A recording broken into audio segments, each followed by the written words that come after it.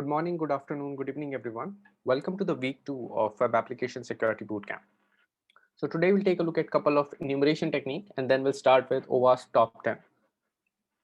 So before we move on with the session today, any questions so far in the previous session recording or any other question in general? So one thing I wanted to clarify was regarding the certification exam. So for the certification exam, you'll be provided another access code, which you'll have to use on our certification exam uh, platform. Just a second.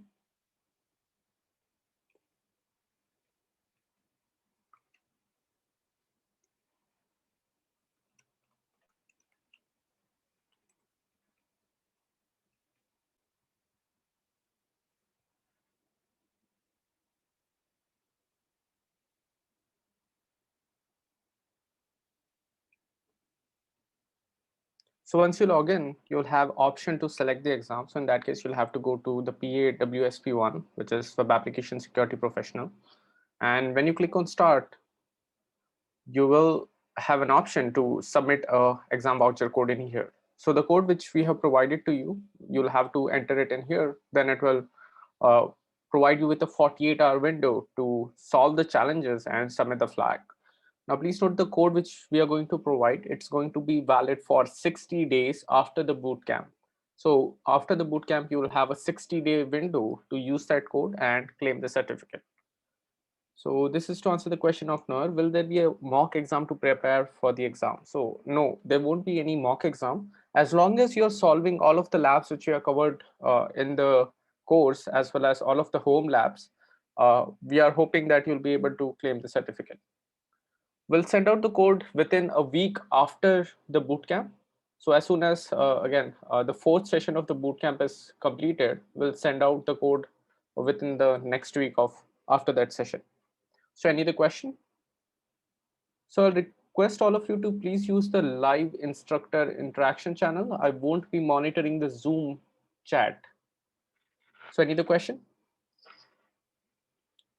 Now in this entire bootcamp, we are going to take a look at attacks on traditional architecture, as well as attacks on cloud native application serverless architecture as well. So when you're talking about traditional architecture, this is the components and how they are arranged, right? So we have a classic load balancer, we have traditional server, we have a database server, right? And in case of traditional architecture, we have to manage these servers ourselves. We have to make sure they are scaling based on the traffic and they're secure. That is the most important part. So this is to answer the question of Vera. Do we need to do the exam within the 60 days or just the registration? So you'll have to attempt the exam within 60 days. There is no registration in here, right? So this is again a simple login SSO with Google. So you log in and then you enter the exam code in here, and then it starts the 48-hour timer for you to complete the exam. And so this is to answer the question of just, and why did you use HTTP GET and not HTTP POST in Hydra? So you can use either of them. This is because again, the authentication, which was HTTP authentication, it is enforced on GET as well as POST request. So by default, we are sending out GET request. You can also use POST request. And this is to answer the question of Vera again, what's the exam format like? So here, as you can see, we have 5 challenges. And now in order to claim the certificate, you have to solve any 4 of these 5 challenges. So these challenges will have one or more than one flag, and it will depend on the challenge. Now we have provided where the flag is located. So it makes it a little easier to find the flag, and then you have to submit the flag. And once you do solve all of the 4 challenges, you will have an option to claim the certificate. I have already claimed the certificate, so that's why it's showing view your certificate. Otherwise, it will be claim your certificate in here. And this is to answer the question of Fluffy. Can we have more labs with application hosted in cloud as the industry is moving majorly towards cloud hosting architecture? Yes, we are. So let me quickly go to the attack defense site as well. So we do have a lot of application on serverless architecture as well. The reason we have chosen or decided to have serverless application is because again the industries, the new industry and all of the new technologies are using serverless architecture, right? And most of the recent implementation, all of them will be using serverless architecture. So for the labs, in this specific bootcamp, we'll be covering this section. So this is again, we recommend all of you to solve the labs in this section. And then in case if you're interested in more labs on uh, serverless architecture, you can go to the Lambda section in here, which is again the AWS Cloud Security, and you'll have couple of applications to attack. So all of these are web application on which you have to again compromise the application, go ahead, leverage the temporary access credentials of the role which is associated with the Lambda function and go ahead with the attack. So this is to answer the question of Falsnix, how much for retake of the exam. So currently the price is going to be, we have not announced this yet, but it is going to be $99 for retake of the exam. But the retake is not available as of now. We are planning on making it available to the public in the month of July. So this is to answer the question of Mr. Stellier Queen. I apologize if I'm pronouncing your name wrong. So all of these exams challenges are going to be similar to the labs which we are going to see in this bootcamp. So 4 of these challenges are based on traditional architecture and one is based on cloud native application. And this is to answer the question of Fastnix again. Will we have the internet connectivity in the exam? So all of these labs, in all of these labs, we have provided you Kali Linux machine. So that machine do not have internet access, but all the tools required to solve the challenges are already present inside the machine. So you do not have to use your own machine to solve any of these challenges. This is to answer the question of Justin. The labs are great. In most engagement, you have access to web app source code. Is there a course that offers source code review to find vulnerabilities? No, currently we do not have a source or a course which is based on source code analysis and all of the static analysis, all of those things. So this is to answer the question of ShadowNet. I have challenges to map labs. Do you have the list of labs covered in web app? Just I want to double check. So all of the compulsory lab will be mentioned. As you can notice, we have a separate category called sessions, right? So at the top of the sessions, if you scroll up, you'll have, I'll be posting all of the compulsory lab for the week. So these are the must do labs. You have to do this. Otherwise, if you miss any of these out, you might face difficulty in the certification exam. So apart from this, what I'm going to do is I'm also going to share a list of recommended labs. On attack defense, we have over like 2,000 labs, right? So I'll share a list of recommended labs which you can go ahead and practice. This will again help you in improving your web application pen testing skill. Are there labs on exam level? The exam labs challenges are going to be slightly difficult, but again, as long as you are solving all of the labs, it should have you prepared. So this is to answer the question of Vicky, do we need to finish the labs in the same week? No, it is not required because you have 5-week access, right? So within the 5 weeks, you can go ahead, solve all of these labs, and you can, also start in the last week if you're getting comfortable with all of the concepts. And please note, all of the compulsory lab, again, those are the must do labs. You have to solve those. I'm going to share another list of labs. It is optional. You can try those out and it will help you in enhancing the skill. You can also omit those if you like, if you do not have the time. And it's completely understand that most of you might not have the time to, again, solve and go through each and every lab. So this is to answer the question of Venom. During the 60-day time period, will we have access to the labs? No, unfortunately, you won't have access to the labs. This is because with the bootcamp, we are providing 5-day access, a 5-week access. So in that week, in that access only, you'll have access to attack defense and all of the labs on attack defense. In those 60 days, you will not have access. So this is to answer the question of JD Bhatt. Why all video slabs, not only on attack defense, but globally have seen uses PHP to show attack demos and everything. Is PHP the weakest programming language in perspective of security? If yes, it is widely used. Means so many websites are built with PHP framework like WordPress, Joomla, Magento, CodeIgniter, Laravel. So yes, that is correct. So the reason we have decided to go with PHP is because again, PHP is one of the most used language in web application development. Things are changing in the recent deployment. People are moving from again PHP to Node.js, Go, and all of these languages. We have Django as well, right? So with the latest, the developers are using latest technologies to build out these applications. Now, please note these are the latest application, right? But in reality, what will happen is you'll find many applications which use traditional stack. They use older frameworks, right? So it's very important to know how to exploit these traditional application. And for example, in case of government, right? So for many of the government web application, they'll be using older technology just because the migration to newer technology is going to take a lot of time because there's a process to follow and everything, right? So that's why we are going to focus on traditional application, as well as we are going to take a look at how to attack serverless application. And people assume that, right, serverless is going to be secure, but we are going to show that what can go wrong if there's a vulnerability in serverless architecture. So this is to answer the question of Zuri, this week's labs and document link. So those will be provided after the session. So any other question? So this is to answer the question of, okay, so we do not have any more questions. So any other questions?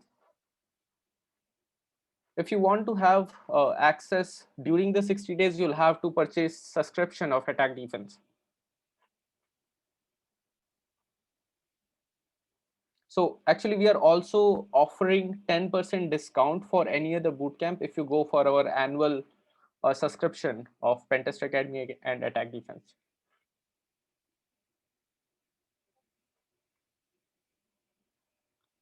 Jaydeep, I cannot say that there's a most secure programming language because again, it depends on the developer, right? It depends on the developer how they have coded the application. So even if there is, if we consider that there is a most secure programming language, if the developer is not using it in the right way, then there could be vulnerabilities. So it depends on the developer on how they're using the language. And there are a couple of frameworks for such as, again, there is Django, right? So it prevents a couple of vulnerabilities. But if there is a vulnerability introduced in Django framework itself, if there is some stupid mistake done by the developer, there is possibility that it can still have vulnerabilities. Any other question?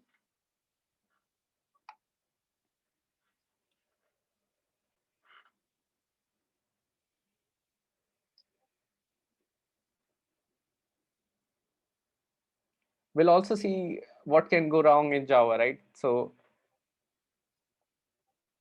from my perspective, there is no safe language. It all depends on developers' code. The way they have coded it, they can use any language to write out secure application, and they can use any language to go ahead write out insecure application. So now let's take a look at how things work on traditional architecture. So let me quickly add a new slide and let me draw this one out. So when we are talking about an application, right? So there are two major components in an application. Just a second. So in an application, we'll have static content and then we'll have dynamic content. So this is again dynamic and we have static. So the static content here means all of the static files such as images, and we have the JavaScript, CSS, and all of these are static files. Now in case of a Apache server, so we have an Apache server here, and on this Apache server, we have PHP script, and we have all of these files, which is again the static file. This could be image, JS, and everything.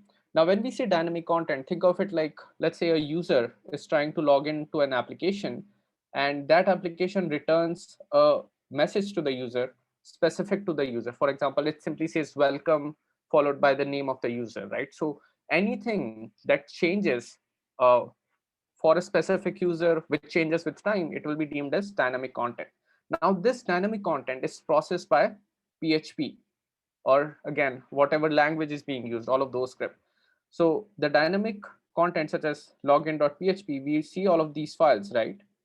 So these are handled by the PHP handler, which in turn tells that this is a PHP script and we need to process and pass this data to this specific PHP script to perform this operation. However, in case of images, JavaScript, what happens is these are static resources, and these static resources get cached in the browser. So many times you will notice that, again, when you're loading or navigating to a website for the first time, the response time is slightly longer, but in case of consequent access, you'll notice that it is reloading fast. This is because, again, all of the static files, with the files which are not changing, are already stored in the browser itself, right? So now in case of, let me clear this one up. So this is the scenario of how things will look in case of serverless architecture. So in the previous example, or in the previous session, let me go to the Lambda function. So we had seen how to go ahead, create a Lambda function and trigger it with the help of the API gateway, right? So Lambda function alone can go ahead, execute the code, but now we need a trigger. So that's why we had added an API gateway in here. So API gateway is basically a door to trigger a Lambda function, which in turn performs various operation and provides us with the dynamic content. So in case of serverless stack, we'll notice, if we'll take a look at this part, so the dynamic content will be generated by this specific part, right? So in order to generate any dynamic content, we'll go ahead, send a request to the API gateway, which in turn takes all of the data and passes it onto the Lambda function. Lambda function goes ahead, takes that input, generates the response, sends it back to the API gateway, which in turn returns it to the user. Now, all of the files, static files, these are stored on S3 bucket. So this is where we have the JavaScript, this is where we have CSS and all of those static files. And now in this case, the Lambda function will go ahead and interact with any of the database services. In this case, we have Amazon Aurora, right? Now, the important thing to note in here is all of the services, this one, this one, this one, right? These are all isolated from each other. By default, they cannot talk to each other. This is not going to happen. Now, in order to facilitate the communication, we have the concept of IAM role. So if we'll go to the, let me quickly go ahead, create a Lambda function.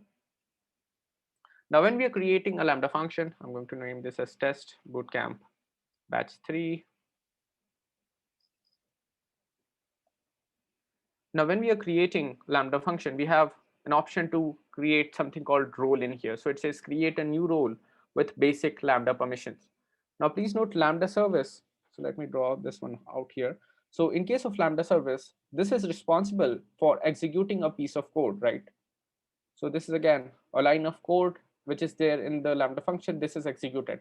Now, Lambda function in itself does not provide the capability to log all of the output messages, error messages, and those things.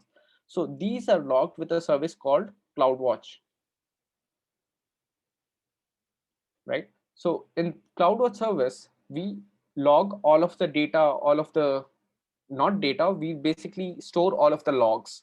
So now, in order for Lambda service to write out all of those logs, we have to provide Lambda the permission to interact with the CloudWatch service. And this happens with the help of role.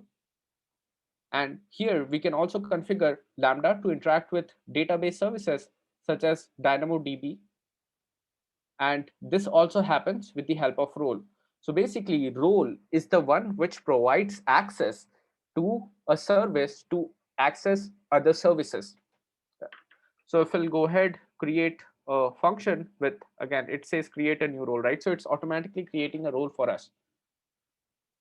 Let me clear this one up. It's going to take a couple of seconds. This is because it's creating a role.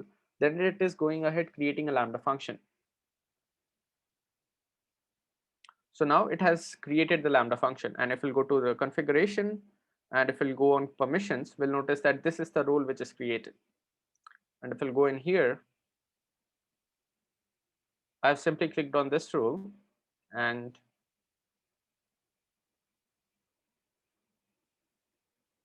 if I'll go to permission, it says this is the policy. It will load in just a second. So here we can notice it says CloudWatch logs limited write, right? So this is again, this specific role allows write permission or gives write permission to Lambda function, which is this specific function, to write all of the logs into CloudWatch logs. Now, in case if you want to provide this Lambda function, which is this one, access to DynamoDB service, we'll go ahead add that service in here. So let's say we are adding DynamoDB service in here, and let's say we want to provide write access, read access, and we are going to select all resources, and then we are going to go to review policy, and this will show that now we have DynamoDB read and write access. So now the point here is any kind of access to the Lambda function is controlled with the help of a role. Now, in case of serverless architecture, it is very important to make sure that this role is following the privilege of least, again, it's following the principle of least privilege. So if this role has additional privileges, such as it can interact with IAM service and couple of core services of AWS, it could lead to severe attacks. So we'll take a look at this in at the last of the session on how we can go ahead exploit a serverless function which is running on Lambda and then compromise and steal data from other services. Now, before that, let's quickly jump into a demo. So now let me ask you this. Let's say you have identified a URL. What is the first thing which you're going to do with the URL? Anyone? What will you do with, let's say this is the URL. What are you going to do with this URL?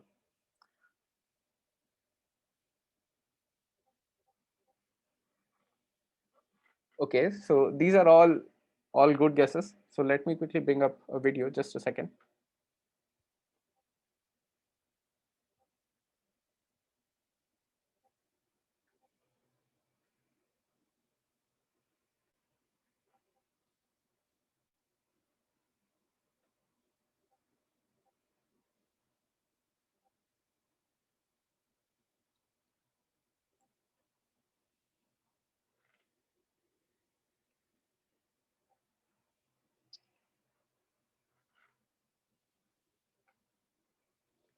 Okay, that's great. So you can try all of these operations, but first thing, what you can do is send a request to the endpoint, and we'll notice that we have message forbidden, right? So we are basically exploring what all is there on the endpoint. So now let me go back in here. We sent a simple request and it says message forbidden. So the next thing what we are going to do is we are going to check for the header information, whether it has some critical and important headers. And here we can notice it's get request to /dev/default endpoint, and the version is http/2. So we do not have any sort of relevant information in here. So the next thing what we are going to do is we are going to send options request, which we have seen previously, right? In case of uploads directory and the http method enumeration one. So now in the verbose mode, it reveals us that there are three methods which are supported, and this is again access control allow methods. So we have already tried get method, we have already tried options method, and get method here did not reveal or did not provide us with any sort of relevant sensitive information. So now we have post method which we can go ahead and try. So now we are going to simply send a post request to the endpoint.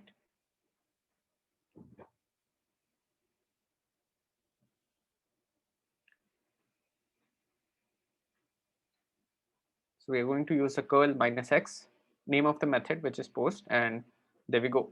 Now, this is again a simple misconfiguration, and the misconfiguration was that in this case, the authentication is enforced on the get method, right? So we have auth in here, due to which if we send a direct request without any sort of credential, it won't go through. So this was not going through. But in case of post request, we did not have any sort of authentication enabled, right? So that's why this request went through. Now there will be cases when there is no options request. Again, when we are sending out options request, it is not defined, right? So this is very likely. Many applications do not have these options method implemented. So in that case too, you have to test out various methods which are supported. So this could be get, post, delete, put, all of these methods. We have to try those out and we have to see how the application behaves.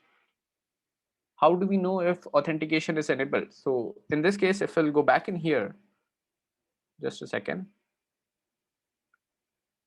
So when we send a GET request, we can notice this says message forbidden, right? So this is again an indication that there is some kind of authentication, or that we are navigating to an endpoint which does not exist. So this is a common API gateway error. This error will appear when we are either on the wrong endpoint, or if the endpoint does not exist, or if the endpoint is protected with an authentication. So this is to answer the question of Fluffy. Do we test for all other HTTP methods in every page, or just one page is enough? So it is important to check for all of the pages. So this is again, now please note, many times it depends what kind of content is served by the web page, right? For the page which has authentication enabled, it is important to go ahead, check and try out various methods. For example, if the page already serves some content and that content does not have any sort of relevant information, trying out other methods might not be the best way to approach in this case. Any other questions in this regards, in this demo?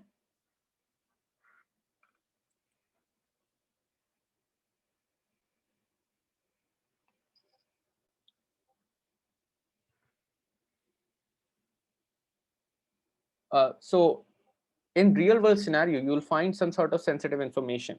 Now this sensitive information could be credentials. This could be, again, some information which you can go ahead, use it in, or interact with other applications. So this is to answer the question of Nitisha. Still don't get the purpose of curl, sorry. So curl is, think of curl like a web browser, but in command line interface, right? So yeah, that is correct. It's like terminal based web browser. So this is to answer the question of Jaydeep again. In real world scenario, you'll find some sort of sensitive information. This could be access to a dashboard, or from where you can go ahead, upload a file and do a couple of privileged operation, which you cannot do as a low privilege user, or as an unauthenticated user. Any other question?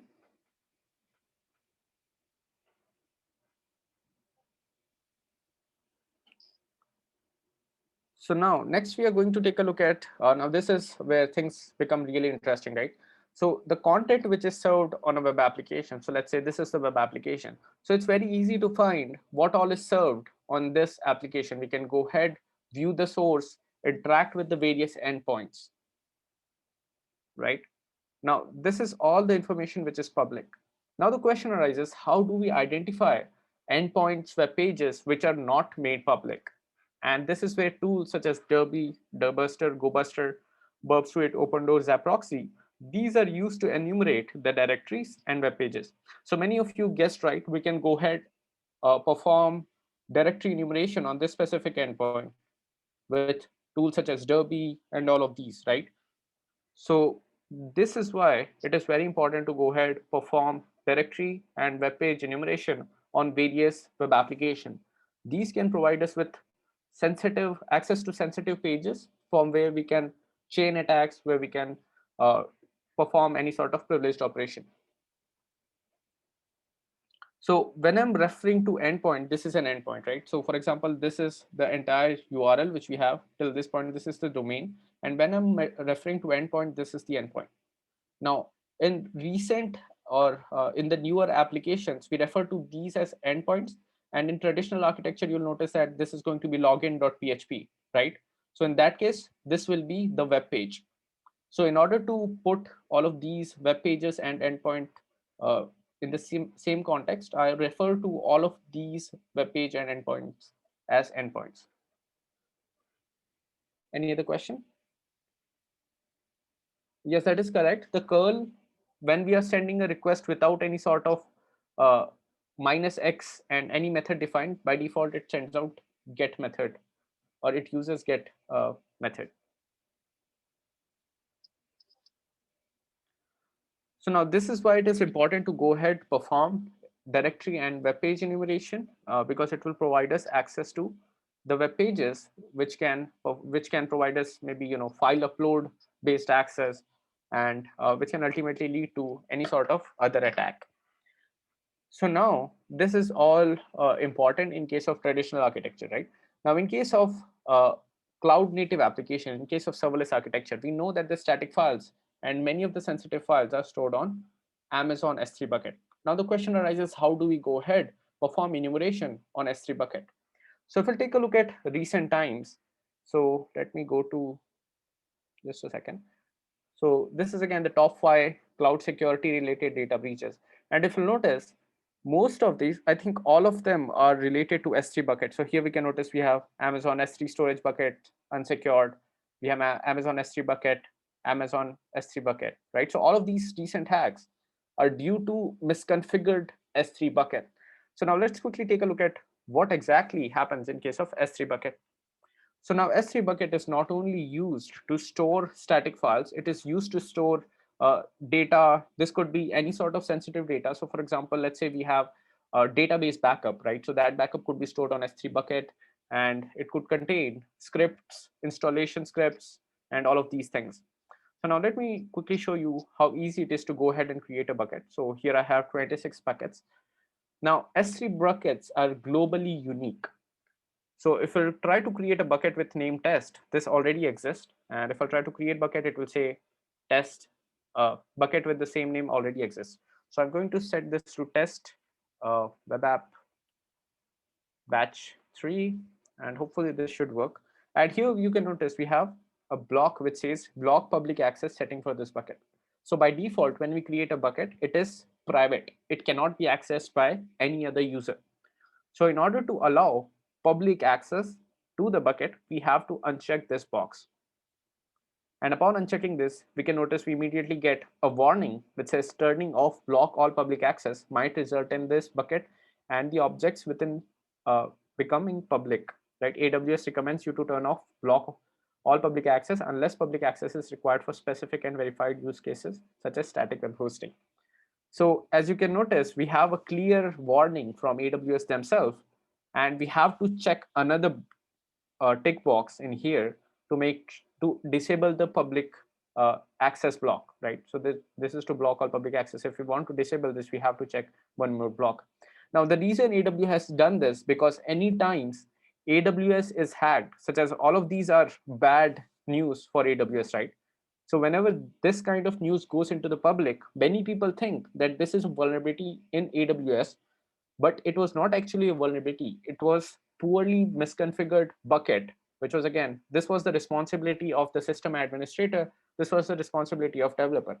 But due to these hacks, this causes bad reputation for AWS themselves.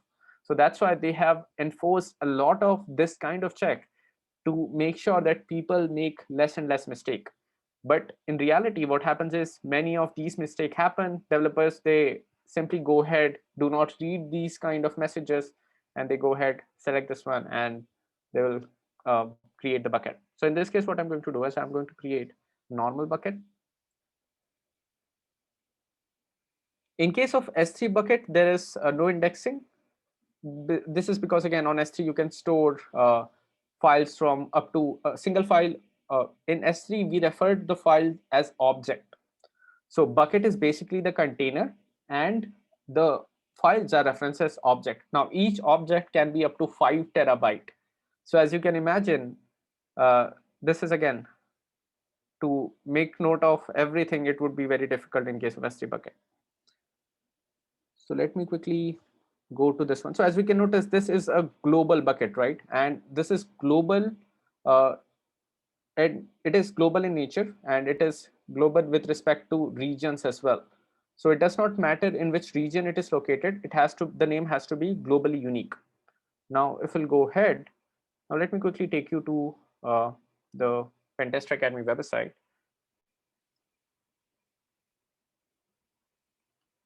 Just a second.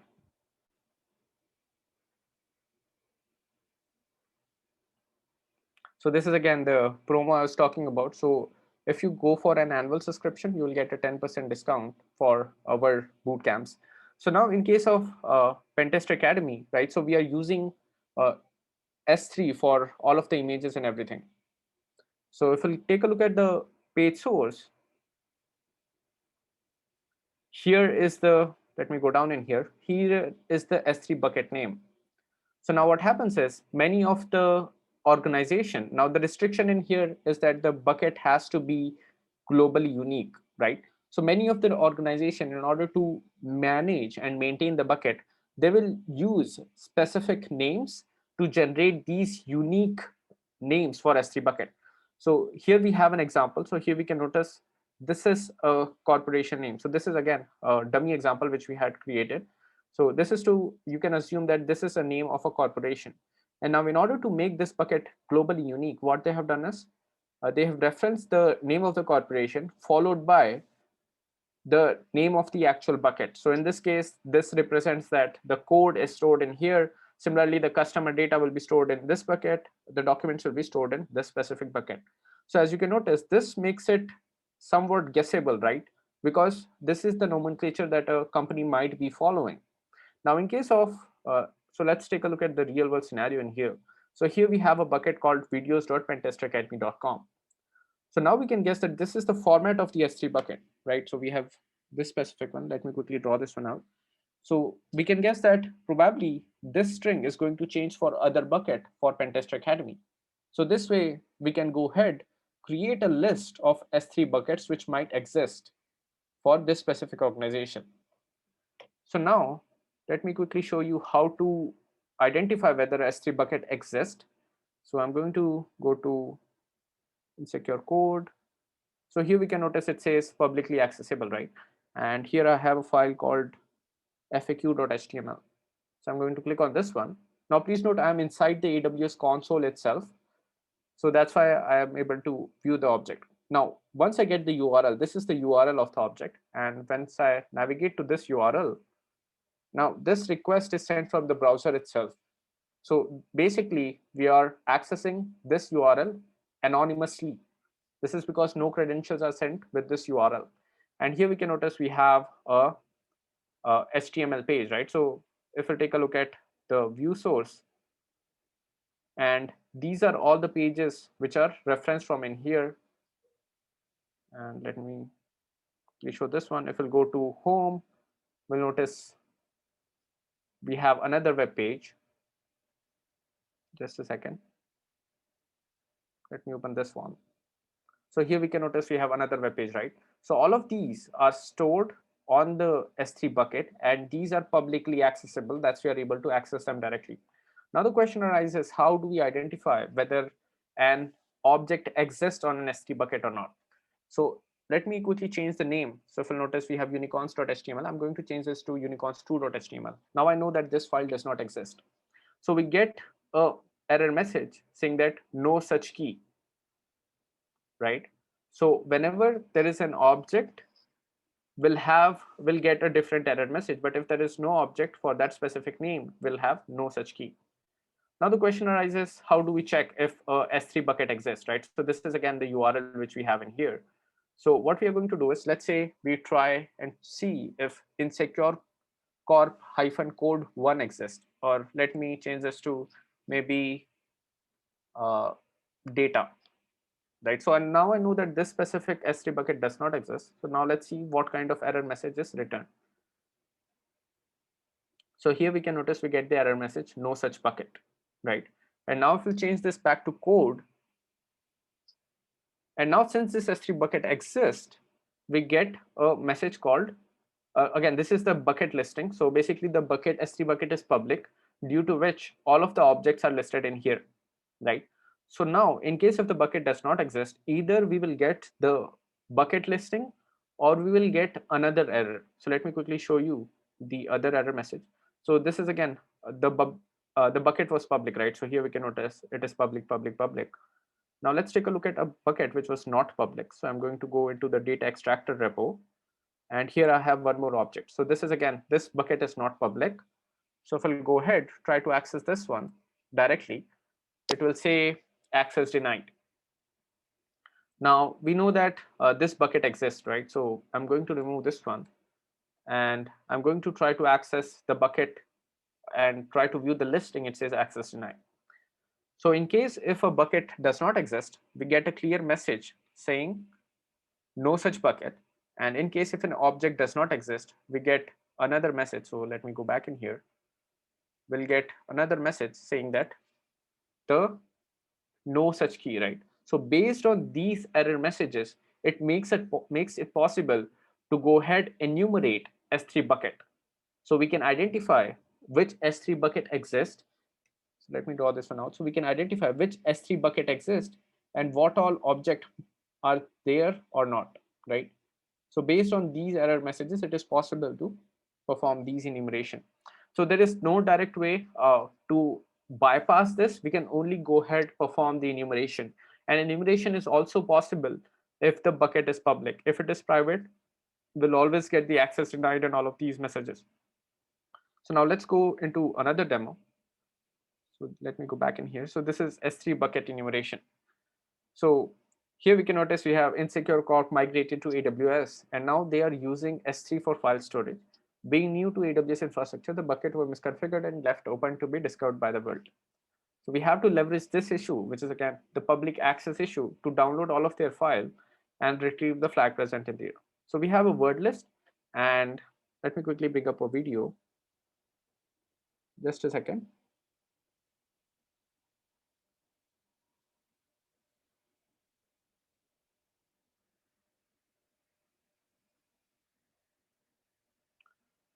So we are going to use a tool called AWS Bucket Dump, and we are going to use this to perform the enumeration on S3 bucket. It's very easy to use tool. You can go ahead, clone this tool directly from GitHub, and you only require Python to run the script. So now we have cloned the tool, and we are going into the AWS Bucket Dump directory. First of all, we are going to check the usage. So here we can notice we have a couple of options. We have -d option, which we can pass to download files. So it's not only going to enumerate the S3 bucket, it is going to provide us an option to download all of the files. We can go ahead, mention the name of the buckets which we want to target with the -l option in here. We can mention the directory where we want to store all of the downloaded data. And we can mention the maximum file size to download. Like I mentioned, each object can be up to 5 terabyte, right? So that's too much data. It might fill up the entire system itself. So we can go ahead, mention that this is the maximum size of the file which can be downloaded. Then we have -t for number of threads. So it's very easy to use tool, and it is commonly used for enumerating and identifying public buckets. So now we have two word list. So this is the word list, which is again provided in here. So this is the word list. Now in this word list, what we have to do is we have to add a prefix which is insecure corp. So this is a generic word list. Now we know that organizations tend to follow nomenclature, right? So this depends on the organization. In case of Pentest Academy, we have videos.pentestacademy.com. So this nomenclature depends on the organization. So for insecure corp, we know that we have to use a prefix with the name insecure corp. So we are going to change this word list, and we are going to prepend insecure corp into the word list. So basically that's the difference between the two word lists. This word list has insecure corp prepended in here. So now we have the word list for a specific organization. So what we are going to do is we are going to run the AWS bucket dump.py script. We are going to mention that this is the word list to use. We want to mention that the maximum file size is up to this one, and we are going to provide the download or the save directory, and we are going to tell that download all of the files, and the threads are 5. So now it goes ahead, checks all of these domains, right? So now we know that how we can identify a specific whether S3 bucket exists and whether an object exists, right? So basically this tool goes ahead, checks for each and every S3 bucket and checks whether bucket listing is enabled. And then if bucket listing is enabled, it downloads all of the files from the bucket. So here we can notice we have all of these buckets, right? Insecure corp code is there. Then we have documents.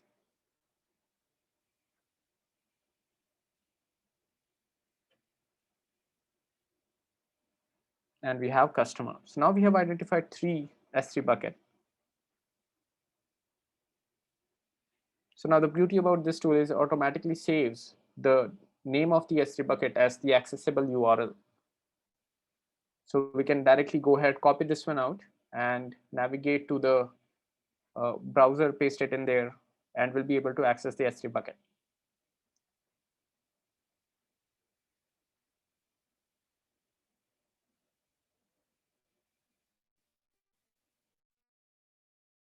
And there we go. Now, as you can notice, is all the file listing.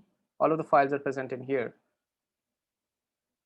And similarly, we can go to the AWS customer one, and we have all of these files in here.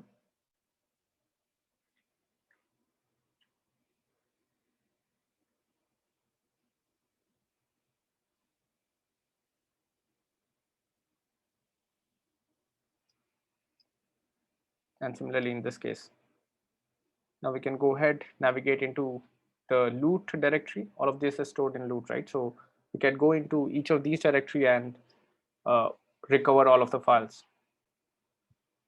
Now this way, we can go ahead, find out sensitive information which is present in an S3 bucket. And in reality, we'll find many such S3 buckets. So one of the sites where we can find out all of these are Grey Hat Warfare and buckets. So this site automatically crawls all of the public S3 bucket. So you can go ahead, look for the file.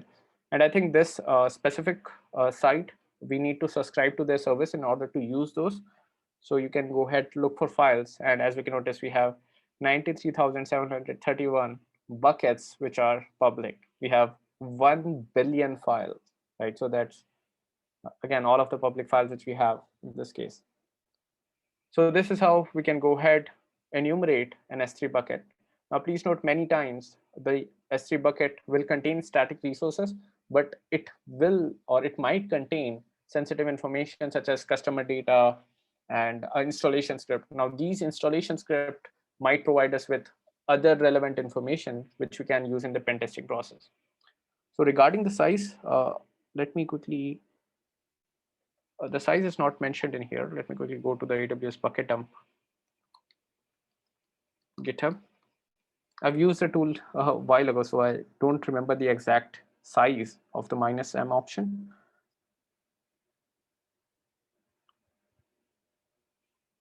So search for size.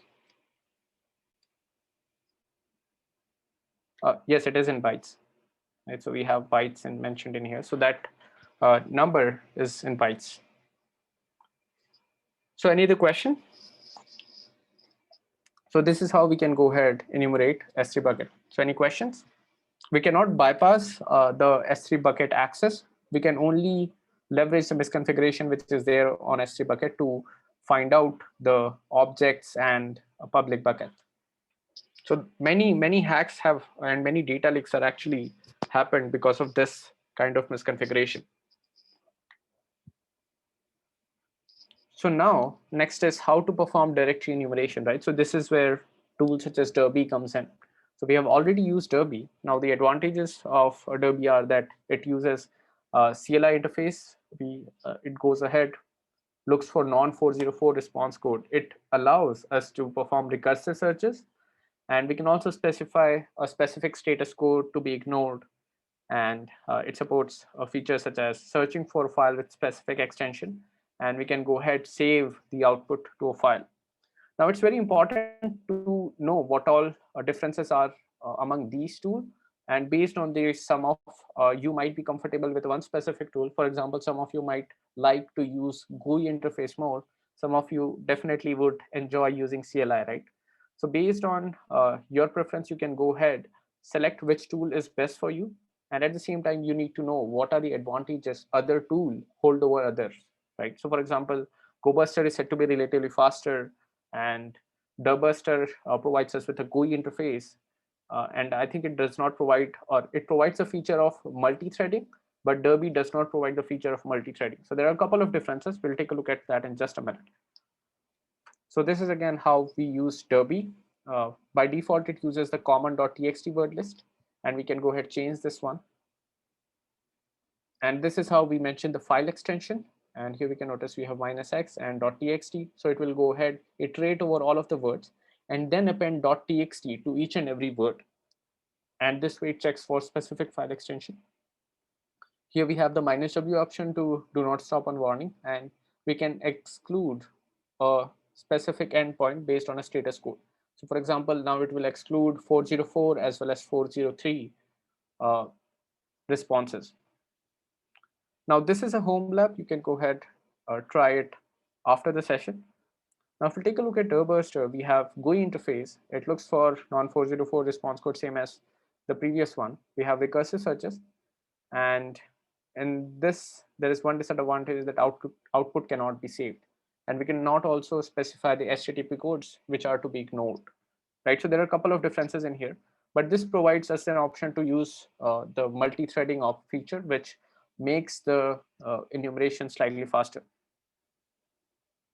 Now this is a GUI interface. So how many of you like GUI interface over CLI? You can spam CLI or GUI. Okay, so they might have updated it. I think I have created this course a few months back, so that's why they might have upgraded in the later versions. Okay, that's great. So I'm seeing a lot of CLI, so that's great. So in that case, many of you must be using GoBuster, right? So this is again, Go is said to be relatively faster, and it provides us with a couple of features as well.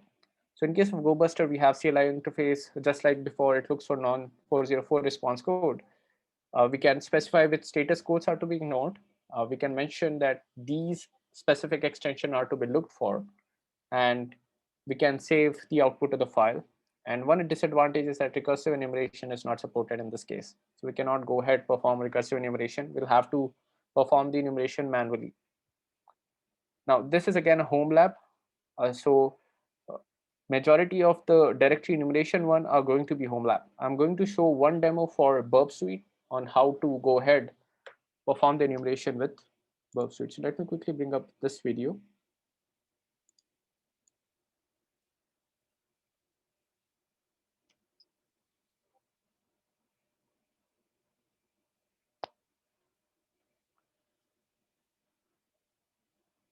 So this is again, now first of all, we are going to identify the IP address.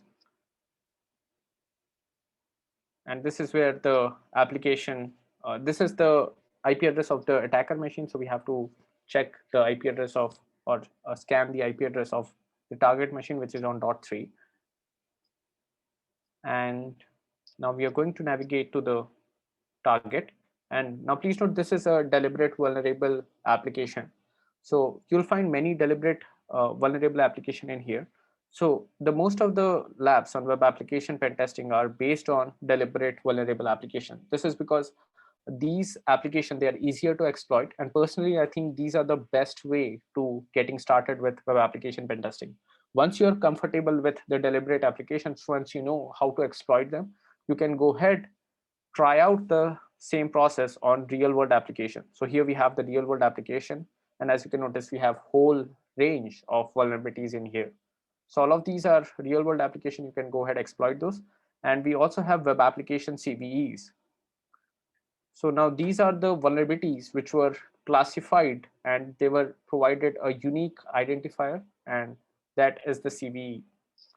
And similarly, in the same section, if I'll go ahead in here, we have web app CVE, so you can try out these. So these are the few select CVEs which we had selected, and these are again easier to walk through, understand what all the workflow is, and everything is included in the solution manual.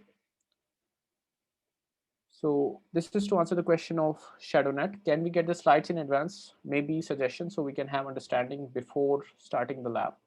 I think we can do that, but the reason I do not provide the slide is because sometimes what might happen is, while the session is going on, you might go back to the slide, and you might refer to an older slide. In that case, what happens is you might miss out on what is actually happening in the current demonstration.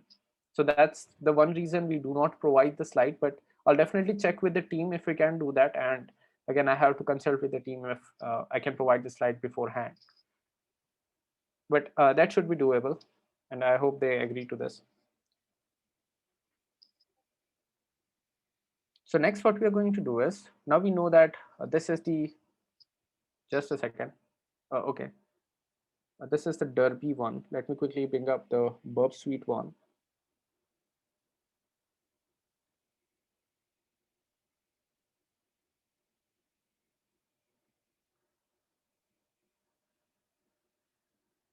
So the starting process is going to be same.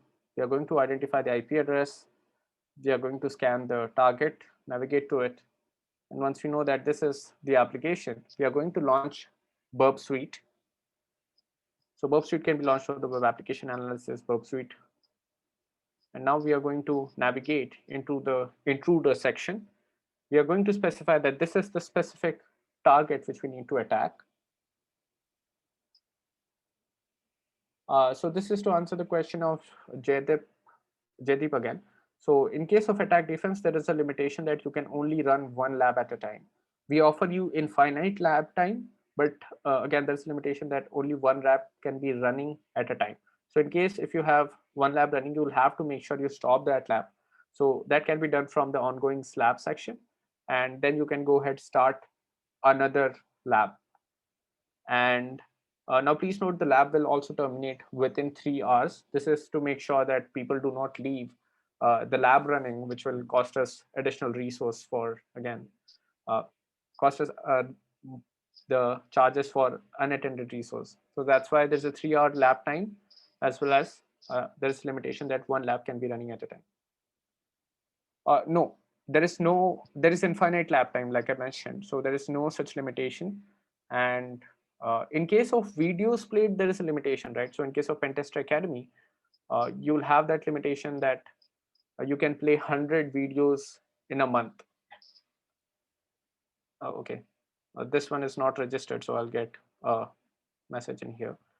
Anyways, so that's the limitation in here. Otherwise, there is no limitation on the attack defense platform. You have infinite lab time. You can stop, start lab any number of times as you like. So any other question?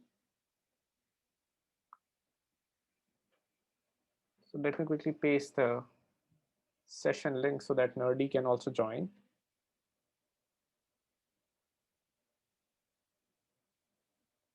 Just a second.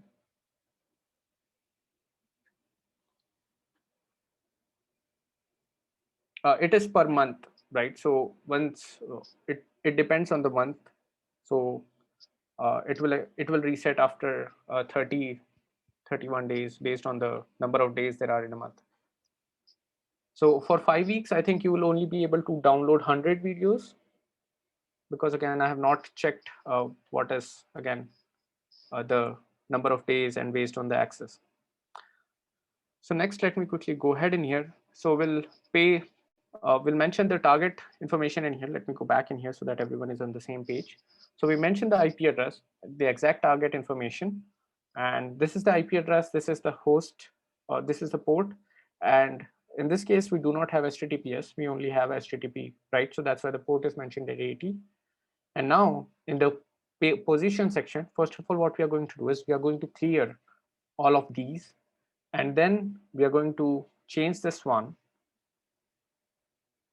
and we are going to change the place where the request is sent. So basically, we are writing out a very simple HTML request, and it says get on the specific endpoint.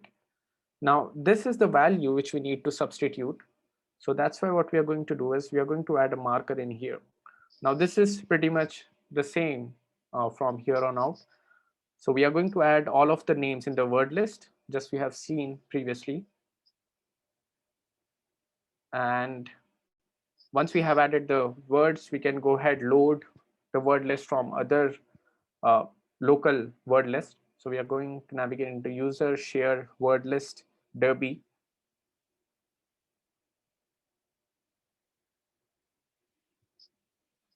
And we are going to select the common.txt. So this loads the word list from the Derby word list. Now we have the entire word list. Now we are going to go ahead, start the attack. No, as you can notice, this is again, in a way, we are performing this operation manually, right? So in order to perform recursively, we'll have to again do that manually as well. There is no direct feature in here. So this way we can notice we are getting 301 response, right, which is different from 404 response. So this indicates that this is a valid directory, and that's how we are able to identify these.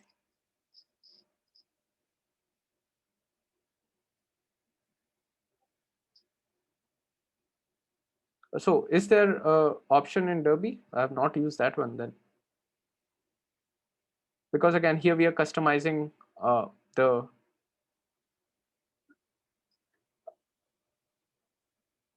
yeah, that is the active scan, right? So that is something, again, we are using community edition, and that's why we have to do this manually. Active scan is completely a huge feature of Burp Suite. I wish I could show this, but again, that since it is in a pro version, I cannot demonstrate that one.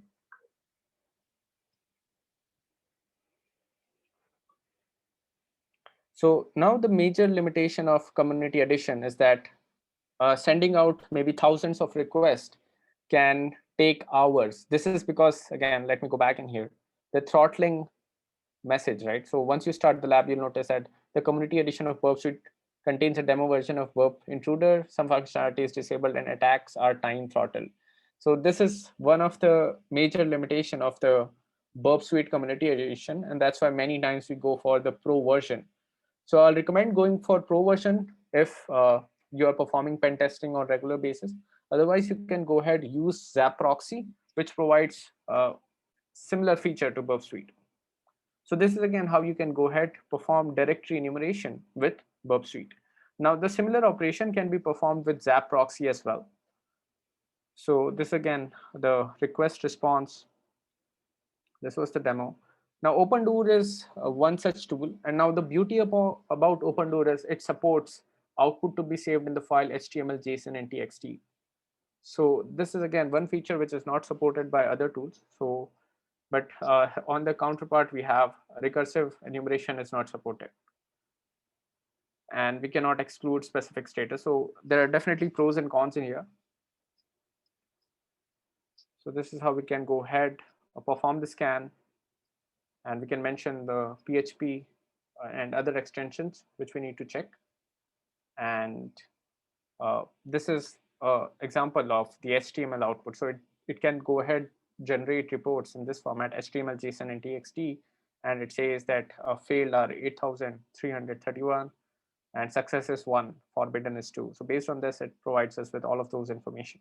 So again, this is another home lab which you can go ahead and try. And based on these, you can decide which tool suits you best and what are the limitation of various tools. Now, this is where Zap Proxy comes in and fixes the issues in the Burp Suite Community Edition. Community Edition, the biggest problem is that it is time throttled. So it can take ages for sending out 10,000 requests. Now, this is immediately resolved with the help of Zap Proxy. So in Zap Proxy, we have an option called forced browse directory. And here we can go ahead. It will use a word list to perform the enumeration, and it will identify all of the word list. So this is another home lab and which you can try. So in this session, we have a lot of home lab for you guys, and we'll take a look at a couple of other demos later on. Yes, in the exam, all of the tools which we have mentioned are already installed on the Kali machine, which will be provided to you. So you can go ahead, choose any tool you want to use. But personally, I don't think the exam was created a little back ago. So as much as I can recall, you do not have to use or you do not have to perform too much of brute forcing, too much of dictionary attack. We have kept the exam focus on concepts. So that's why you have to perform the exploitation, and you do not have to waste time on, trial and error and performing dictionary attack. You'll have a window of 48 hours to solve the exam. So within the 48 hours, I think 48 hours is sufficient time to solve the exam. It is not that difficult. So now there's a concept called passive crawling, right? So let me go back to the Pentester Academy website. So whenever we are navigating into a web application, we have all of the resources, right? So if we'll go to inspect tab and if we'll go to network, let me quickly reload the page. So all of the resources which are fetched by this page itself, these are logged. So whenever we are using proxies such as Zap proxy, Burp Suite, it automatically logs all of the requests which are sent to these resources. But these does not include the resources which are present on this page, which is again a page which we can navigate onto from this specific page. So now, if we'll take a look at this specific page, it does not, the Burp Suite will not automatically go ahead include this information. So now in order to crawl and find out all of these resources, we perform active crawling, right? So we have passive crawling, which goes ahead, logs everything, and then we have active crawling. So let's say we have home.php or any home page, right? Now this home page will have courses. So in this case, it will be course 1, and here we have course 2. Now we have video 1, video 2. Now, unless we click on this specific page, these resources are not logged. Only, for example, if you have clicked on home page, these resources are logged, but these are not logged. These will be only logged if we click on this. Now, in case of active crawling, what happens is we go ahead, crawl everything. So basically land on home page, we check what all is there, what all links are there. We are basically following each and every link to generate the complete layout of the web application. So whatever we can, go through, and basically we are again going as deep as possible into the web application. So this process is called active crawling, and it is also referenced as spidering. So in case of Burp Suite, unfortunately, this feature is not available in the community edition, and we need to upgrade to the pro edition to do that. But in case of Zap Proxy, we can go ahead, do this one. So in case of community edition Burp Suite, you'll notice that there is, again, it will make note of all of the items, and then it will also identify what all vulnerabilities are there, but it is only available in the pro version.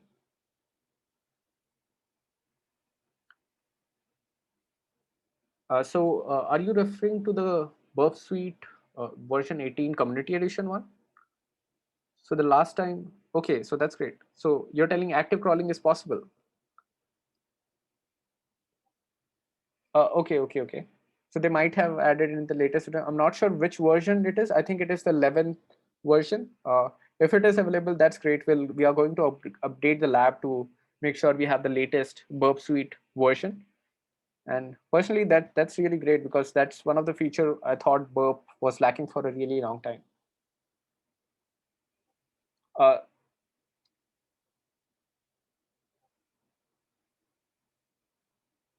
okay,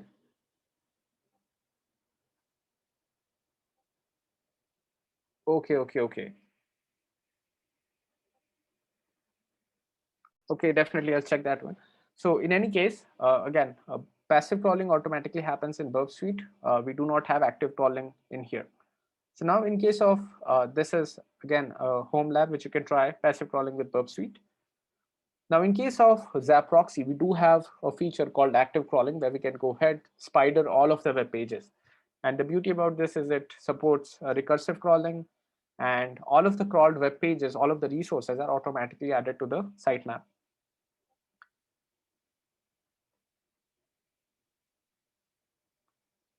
Yeah, that's completely fine. So here we can notice, in case of Zap Proxy, we have an option called Spider. So whenever we have a web application uh, generated, or whenever we have a web application logged onto the sitemap, we can right click on this one and click on Spider, and this will go ahead and it will crawl all of the resources. So as we can notice, it is performing active crawling and navigating into each and every resource to generate this sitemap. And once we have the sitemap, it provides us with a lot of information, a lot of web pages which exist, and on which we can go ahead, perform various kind of injection attack. We can tamper the URL to see what all is there. Now this is another home lab which we have, and next we are going to take a 5-minute break because it has been 1 hour 45 or 1 hour 15 minutes as of now. So we'll take a 5-minute break, and then we'll come back and we'll take a look at the OWASP top 10 vulnerabilities. So how is the session going so far? Is the pace okay?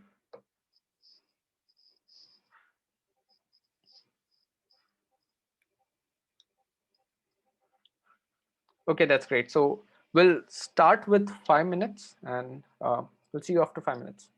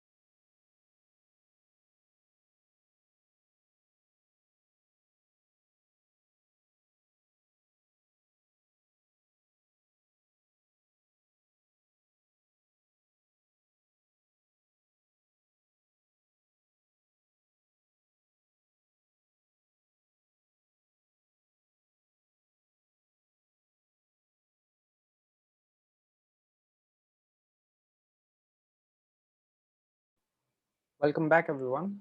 So this is to answer the question of ShadowNet. Sir, what do you mean by home lab? So for home lab, let me go back in here.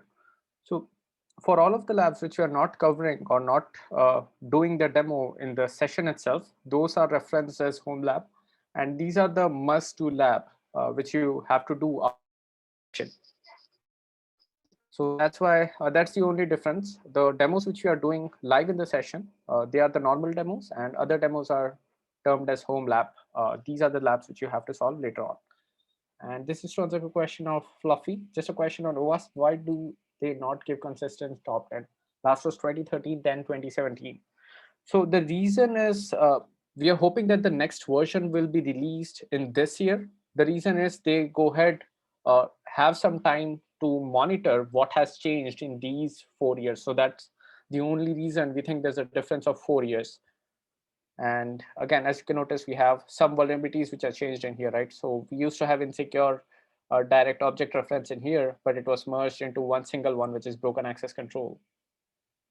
And this is to answer the question of uh, Nitisha, the info on Amazon stuff mentioned in the lecture. How can we play around and practice more on those?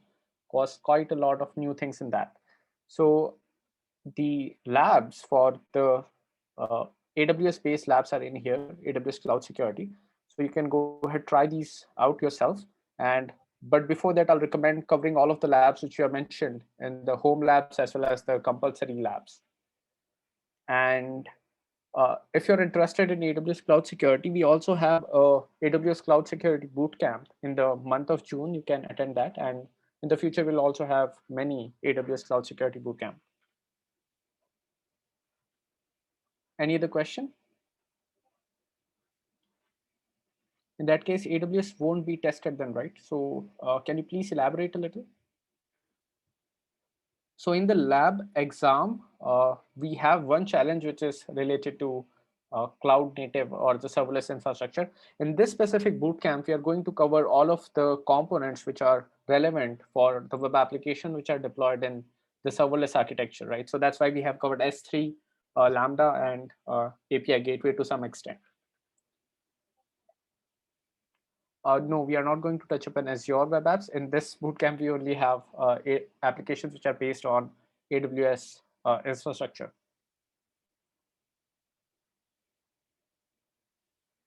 Any other question? So now OWASP Top 10 is basically a document which dictates what all vulnerabilities are deemed as the most severe ones. So in the latest version, we have OWASP Top 10, which is again released in 2017. So we have a couple of them. We have injection attack, broken authentication, sensitive data exposure, and all of these, right? So in this course, what we are going to do is we are going to pick up the one which is the easiest to understand, and then we'll go ahead, pick up the ones which are slightly complex later on in the session. So we are going to start with A9 using component with known vulnerabilities, right? So now many times what happens is developers, when they're building out application, they are not aware of what version of component or library they are using. They will go ahead, search on Stack Overflow post. They will notice that this is a version where there's an issue, but you can go ahead, use a downgraded version. But they do not check whether this downgraded version has any kind of vulnerability or not. So what happens is developers go ahead, end up using vulnerable components. This could be libraries, this could be binaries, this could be anything. So whenever there's a vulnerable component, it makes the entire application vulnerable. So WASP 2021 was released. Let me quickly check. I think WASP 2021 was not released. Some of the website, they have mentioned it, but that is again their perspective. The latest one is still 2017. Uh, you will know once the 2021 is released, the OWASP website itself, they will update them. So the other website, they go ahead, they speculate what is the current trending vulnerability based on their experience. So that's why you'll notice many sites have mentioned OWASP top 10 2021. So now if we take a look at why the application is vulnerable, many times the developers do not know the version of all components that are being used. Now, this could be the client side library, this could be server side library as well. And if the software is vulnerable, unsupported, or out of date, this includes the application, server, database, operating system, right? So in every server, just a second, in every server, we have three levels of, again, security, right? We need to have application security, we need to have software level security, and then we need to have operating system level security. So this is again the code which is written by the developer. This is something which is controlled or monitored by the administrator, and this is also something which is controlled and monitored by the administrator. So all of these need to be secure. So if the operating system is vulnerable, the attackers can go ahead, use operating system exploits, and again try to exploit the server. Similarly, if an Apache server is vulnerable, this creates another problem. And if the application is vulnerable, it goes ahead, provides the attacker opportunity to compromise the server through the application. So all of these has to be secure. So let me go to a demo. So next we are going to take a look at a demo on this. Let me quickly bring up a video.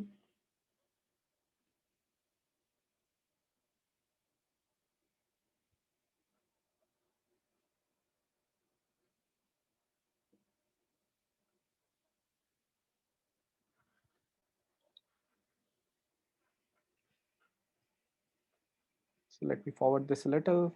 So first of all, we are going to identify the IP address of our machine. And then we are going to perform a quick nmap scan to identify the open ports on the target machine. Here we can notice port 80 is open. Now we are going to navigate to the application. And now we have an application called Zoda, right? Now many times what happens is there's a page called phpinfo.php, which is again used for diagnostic purposes. And many times what happens is this page is left out by developers.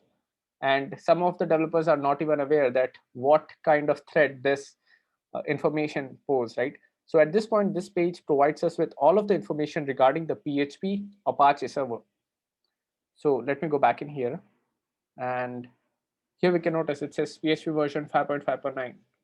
So right away, what the developer and the attacker can do is he can go ahead, look for exploits which are available for this specific version. For example, how many of you have heard about null byte injection? So null byte injection used to happen before, I think, 5.3.4. So based on this information, the version information, the attacker can speculate whether this application, whether this server is vulnerable to null byte injection or not. So similarly, we have all of this version information. We have Linux. This is again the header information 4.15. My cursor is in the way. So this is the header information, right? So this is a kernel version.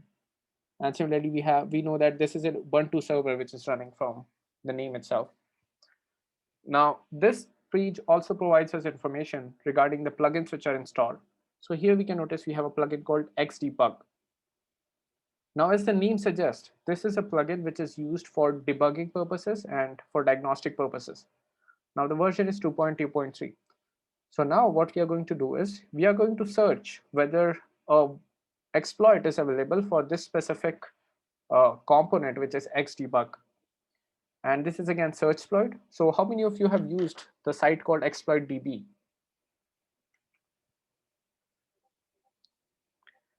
So this is where whenever attackers, pen tester, they want to share the payloads, this is a common website. They upload all of the payloads in here.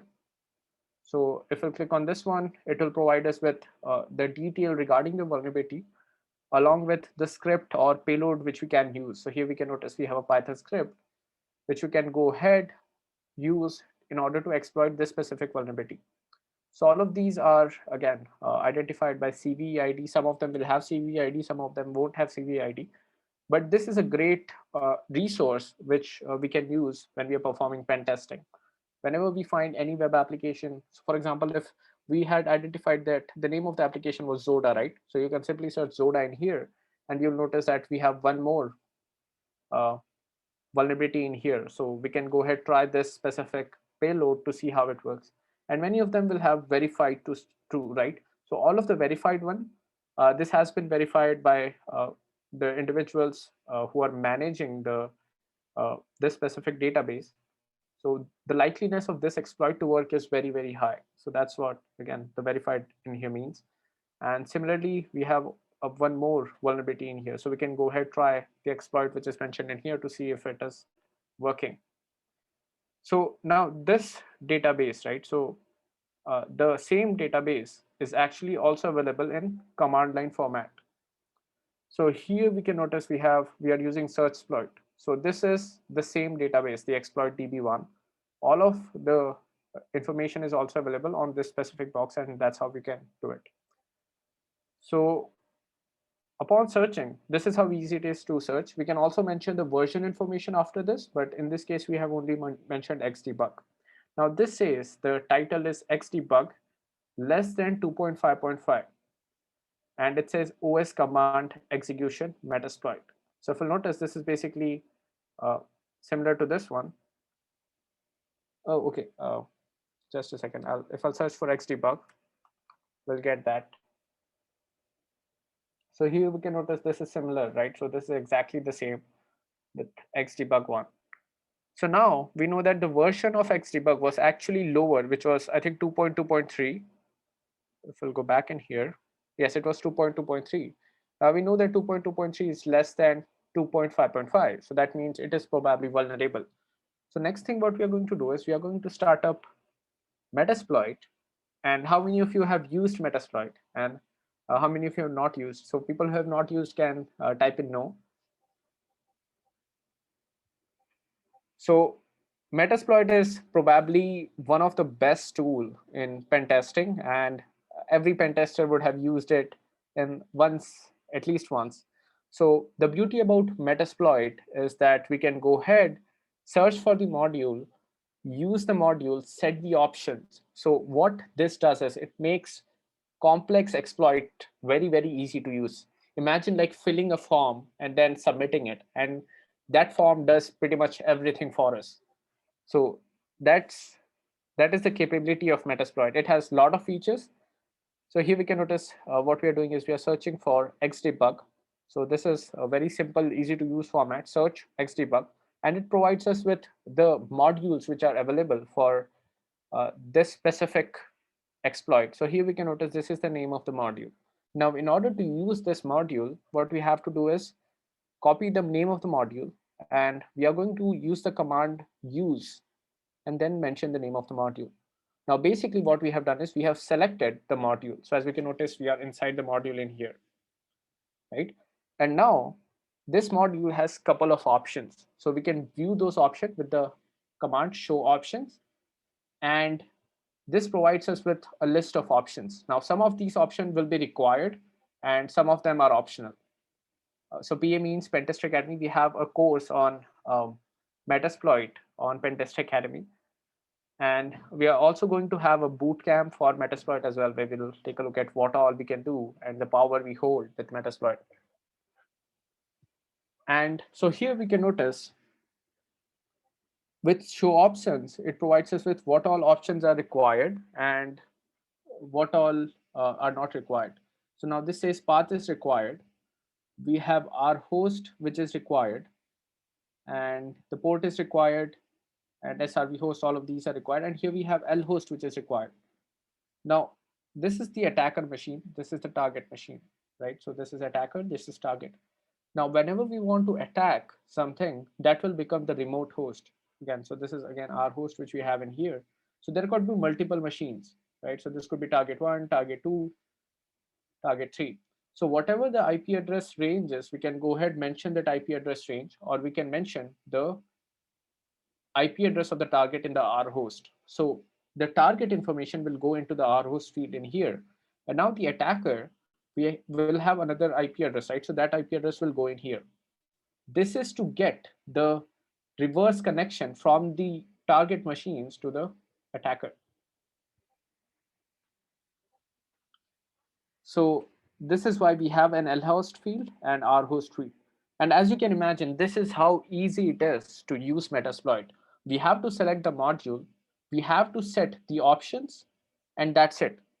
And we'll simply use the exploit command to run the exploit.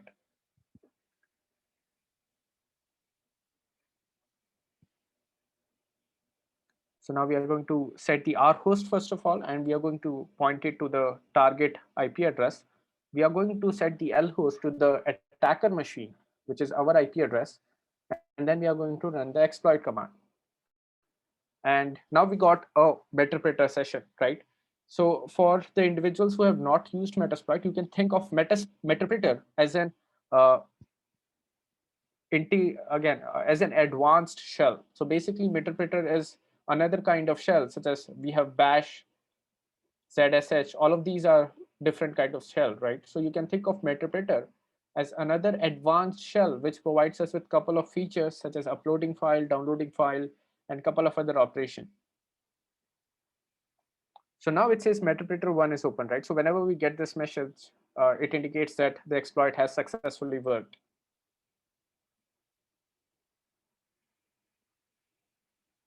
So at this point, we can go ahead, use the shell command to get a normal Linux shell onto the target machine, and we can go ahead, execute the common commands in here, id ps-ef.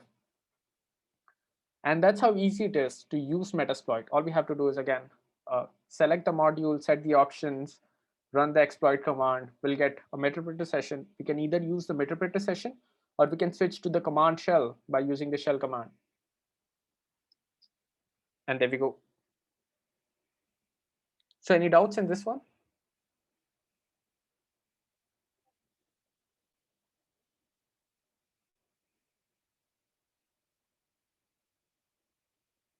So now, how many of you have heard about shell shock vulnerability? It was a very popular vulnerability back in the days. So the one important thing to note here is that on whenever a vulnerability is identified, many of the vulnerabilities are not provided something called CVE ID. So if I search for CVE, it's again common vulnerabilities and exposure database. So basically, whenever a vulnerability is released, let me quickly show if I can show for one specific one. Let's go to WordPress. So whenever a vulnerability is released, it is provided a CVE ID. I think the web application is, for some odd reason, it is breaking. That is very strange. So let's go to another database.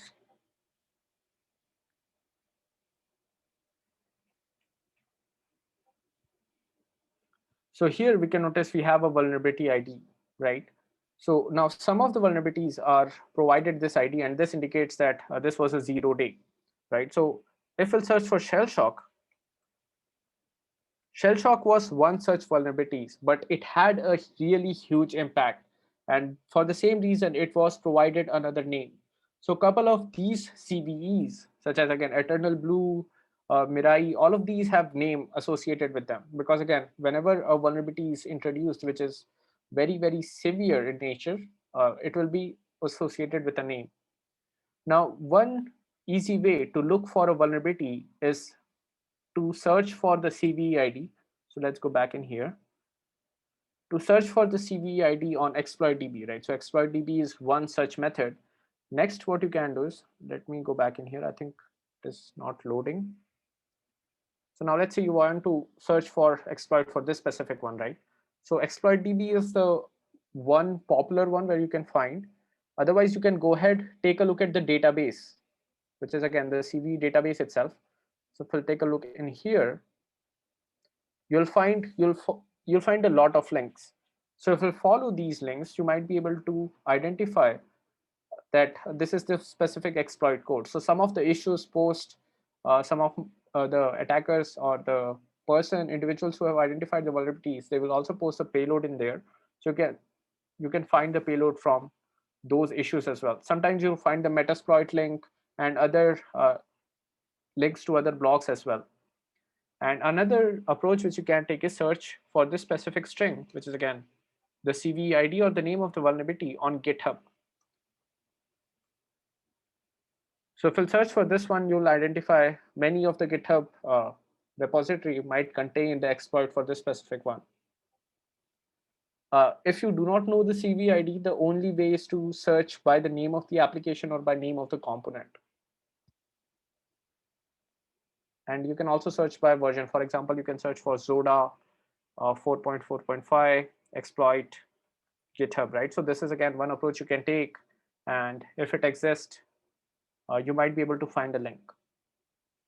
And personally, there are many repositories where you'll find all of these exploits available. Currently, I don't remember the name, but there are many GitHub repositories which store all of these exploits, which makes it easier to use. So any other doubts in this part? Yes, Google will provide you with most of the information. Otherwise, you can also use the advanced search feature of GitHub. Most of the exploits, they are either available on ExploitDB or they are present on the GitHub repository. On GitHub, you'll also find many Docker containers which simulate the vulnerabilities. And then on the same Docker Hub or the GitHub page, you'll find how to exploit the vulnerability. So now, first of all, we are going to identify the IP address, and we are going to search for or use Nmap to identify the open port. We are going to navigate to the application.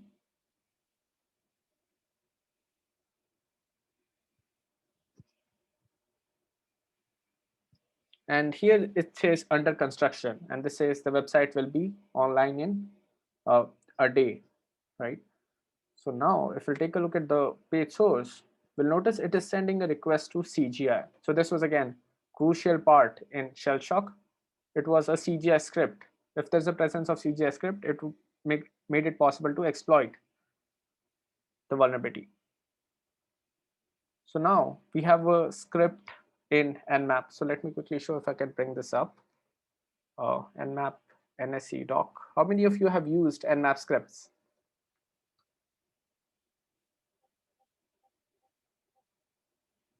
So Nmap has lot of, as you can notice, we have a lot of script. There are, I think, over 900 scripts are available for various purposes. So this makes Nmap really powerful. So if I'll go in here, let me quickly select this one and let's take a look at the file listing in here. So these are all of the Nmap script. So you'll be able to identify CVEs. So now Nmap also provides script to check whether a target is vulnerable to a specific CVE. So that's why if you'll search for CVE in here, you'll find we have a couple of results. So we have struts. Let me go back in here. I think we have MySQL. All of these are CVE, right? So we can go ahead check whether the target is vulnerable for this specific CVE. So now for shell shock, we have such script. So here we have HTTP shell shock, which basically goes ahead, checks if the target is vulnerable for this specific shell shock vulnerability. So now this is again the usage information, everything is mentioned in here. So once you identify the script, let me quickly show you this one, HTTP shell shock. You can click on the HTML page and it will provide us with the information on how to use the script. So here we have the format, right? So this is how we can go ahead, use the script to execute a command. Let's go back in here. So that's what we are doing in here. We are checking what all parameters we need to set. And this is how we use an Nmap script. So while performing pen testing, Nmap script can be very useful. This is because again, Nmap is optimized to perform various scans, various operations, right? And this is how we are going to use the script. The name of the script is mentioned in here. We do not need to mention .nse or any kind of extension in here. The name of the script itself will suffice. And then we need to pass in the arguments to the script.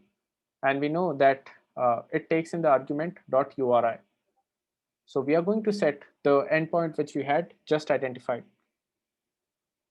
So we are going to mention getTime.cgi, and we are going to mention the target which we need to check. In this case, it is the .3 IP address. And here it says HTTP shell shock vulnerability, right? So it goes ahead, identifies that this specific server is vulnerable to shell shock. And it provides us with the information that this web application might be affected by vulnerability known as shell shock. It seems the server is executing commands injected via malicious HTTP headers.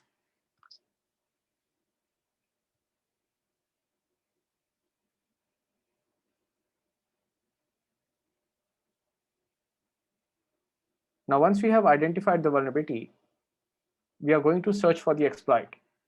So this is again a common technique, name of the vulnerability followed by vulnerability and exploit. And as you can notice, we found out the vulnerability in here.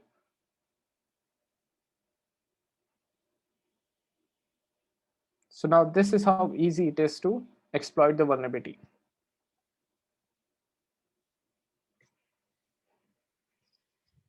So now what we have to do is send a simple curl request, and please note the how this is exploited, right? So we have a user agent, this is the header, and we are passing this value, this exact string into the header.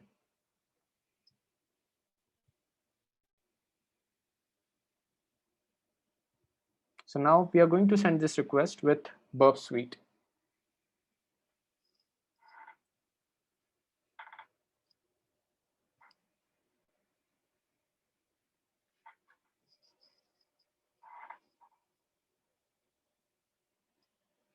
So first of all, we are going to change the font, and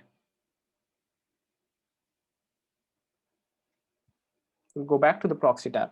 And this is how the request is sent. We are going to send this to repeater. And now we know that we have to change the user agent field. So we are going to simply paste in the payload, which we fetched from the GitHub repository. And then we are going to paste it in here. Now, as we can notice, this is pretty straightforward, right? We have bash, and then we have the command which we need to execute. So can anyone tell me what is this script or this payload going to return? This is pretty straightforward.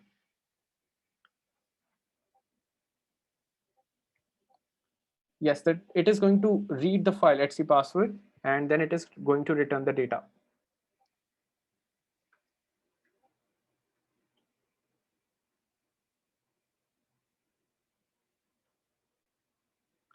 So now we can notice we are running with daemon user, right? So this is again PID of 1.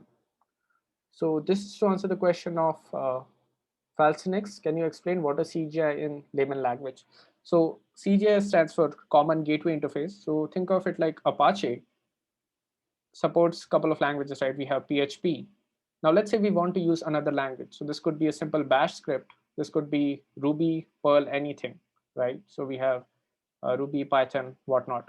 Now in order to use such script, Apache do not support them natively, right? So we need to have something which goes ahead, does this communication and executes the script for us. So this is where CGI comes in. So we can go ahead, use CGI to execute a script which does not reside within, again, the domain of Apache. So we can execute custom script with the help of CGI. So that's what happens. And that's why CGI is used very commonly. So here we can notice it is running with a UID of 1. And if we take a look at the process listing, notice we have a couple of processes in here. And all of them are running with daemon user. So here we can notice we have daemon user in here. This is not www data, right? So this is a separate user. So this is to answer the question of PAOX. In this case, can we execute a reverse shell into the victim host? Yes, you can. You can basically execute any command, right? So at this point, you can go ahead, inject a reverse shell payload, and from there, you can go ahead, connect to the attacker machine. Yes, so this specific payload we fetched from GitHub repository, right? So it was corresponding to the shell shock vulnerabilities and how to identify and execute the vulnerability.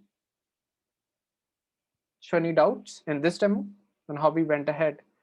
And as you can notice, this is how easy it can be to exploit a vulnerability. All we need to do was send the user agent. We did not have to do any sort of complex, header injection or anything like that. This is straightforward, right? So any other question? So this is again when the underlying system itself is vulnerable. In this case, we saw that Xdebug extension was vulnerable, right? It was not an application specific vulnerability.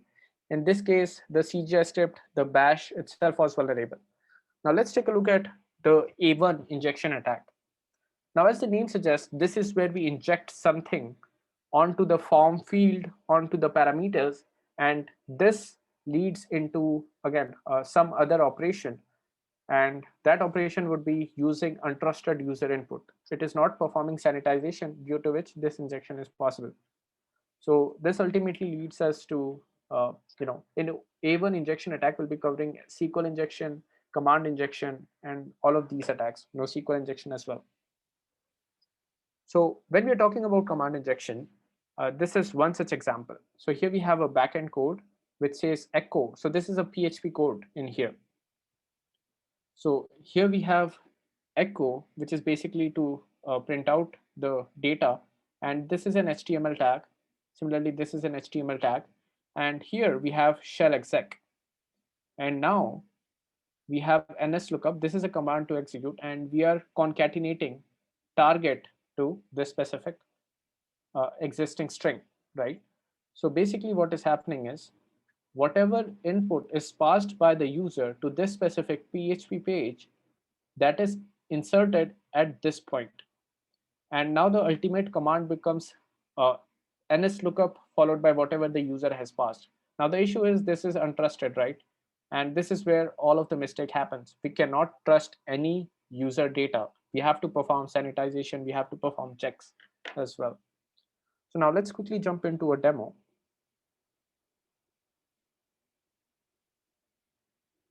Just a second, let me bring this one up.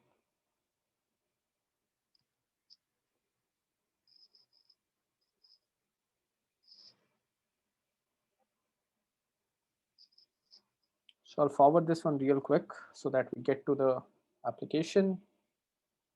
So we'll log in into the application, and then we are going to select command injection from the dropdown. And we have to click on hack. Now, as we can notice, we have one form field, right? And at this point, we can go ahead, perform lookup, and we can notice it did not return us any response. So before that, let me quickly go ahead and explain the backend code in here again. So whatever data we put in is actually injected in here, right? So we have shell exec, which is in here, and whatever data we put in is injected in here.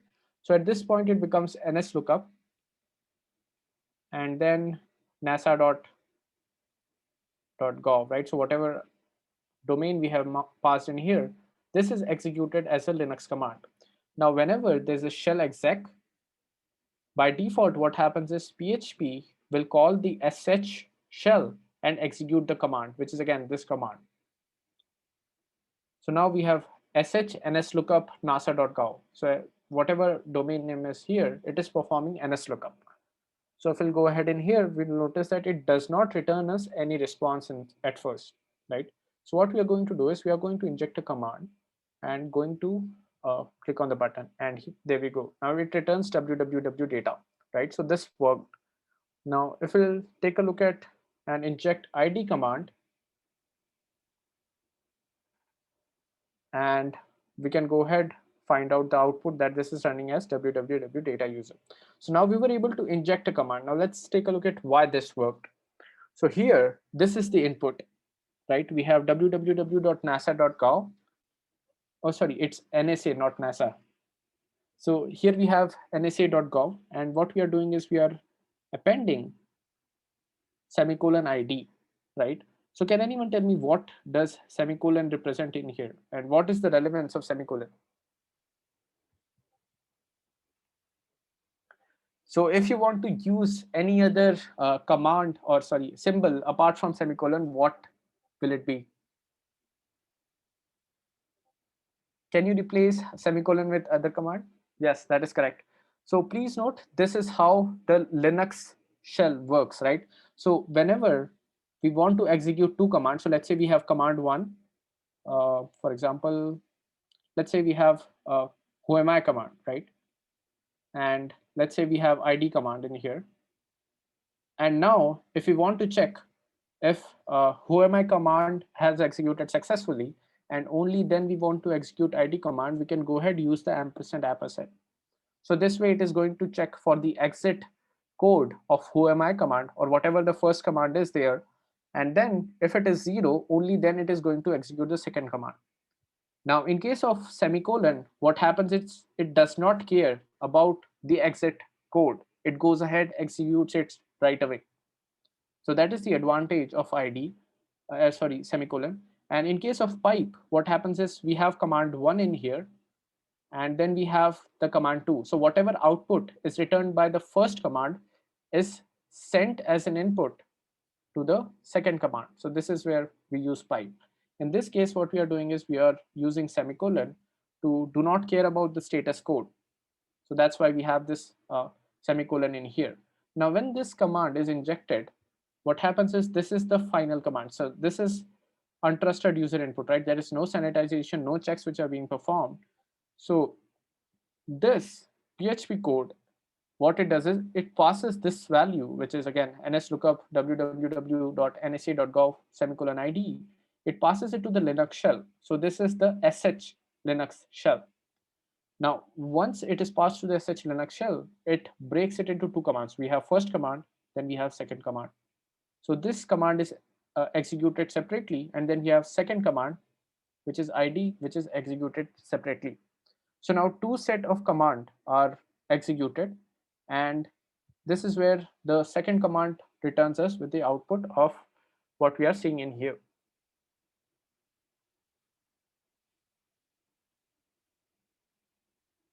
So similarly, we can go ahead, run ps-ef.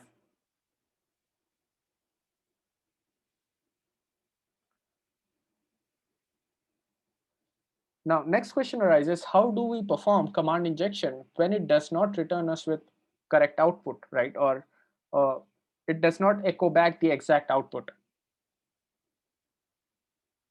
So here we can notice we entered an IP address and it provides us with some other message, right? It does not reveal whether, again, if it was executed successfully or not. So now what we are going to do is we are going to use a netcat listener.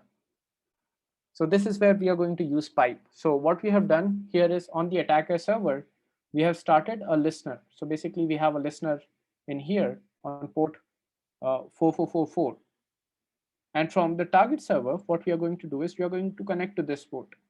This is what we do in case of blind attacks. So in case of blind command injection, remote code execution, this is the approach we are going to take. Now what we are going to do is we are going to use pipe to pipe the output. So just let me pause this one. Now we can notice we got the response, right? So let me go back in here so everyone is on the same page. So what we are doing basically is we are entering the value, which is again the command in here. So this is basically 127.0.0.1. And then we are using pipe to netcat 192 dot the IP address, and then we have the port information 4444. So this is executed on the target machine. Now please note on the attacker machine, we have a listener which is using port 4444. So what happens is basically ping command is being executed behind the scenes. So this command is executed and it returns or basically sends the output to this specific command as input. So the output of this specific part is sent to input in this specific command. So this is basically a netcat connection. And now netcat gets this input, sends it to the attacker server. So this way, whatever data is sent to this specific listener is printed out on the netcat console. So if we'll go back to the demo, just a second. So once we executed the command, here we'll notice we got the ping command output. So this is again, as we can notice, this is the normal ping command output.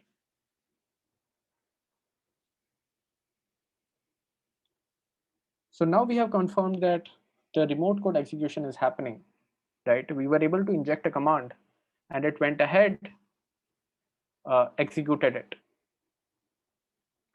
Now the question arises, how do we perform or get a reverse shell? So we are going to refer to the pen test monkey, and here we can notice we have the bash reverse shell, right?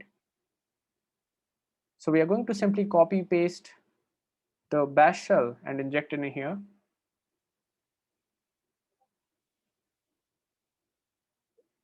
So we are going to mention the IP address. We are going to inject semicolon, and then we are going to change the IP address from the bash reverse shell, and we are going to change the port. Now in the IP address, we are going to mention the IP address of the attacker machine, and we are going to change the port, or we are going to keep the port as it is, and we are going to start the listener on port 8080.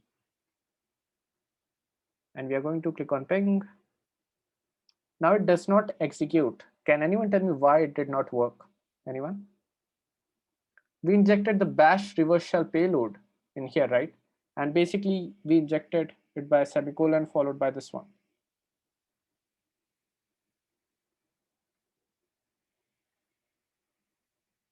So why did it not work? We have the reverse shell in here, right? Why did this payload not work? Anyone?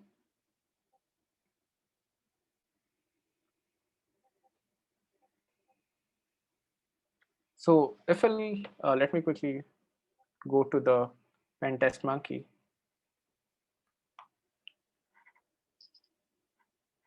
Okay, I think the site is down. Let me quickly check for bash reverse shell. And we have the payload in here. So this is again the bash reverse shell which we have used, right? So why did this not work in this case?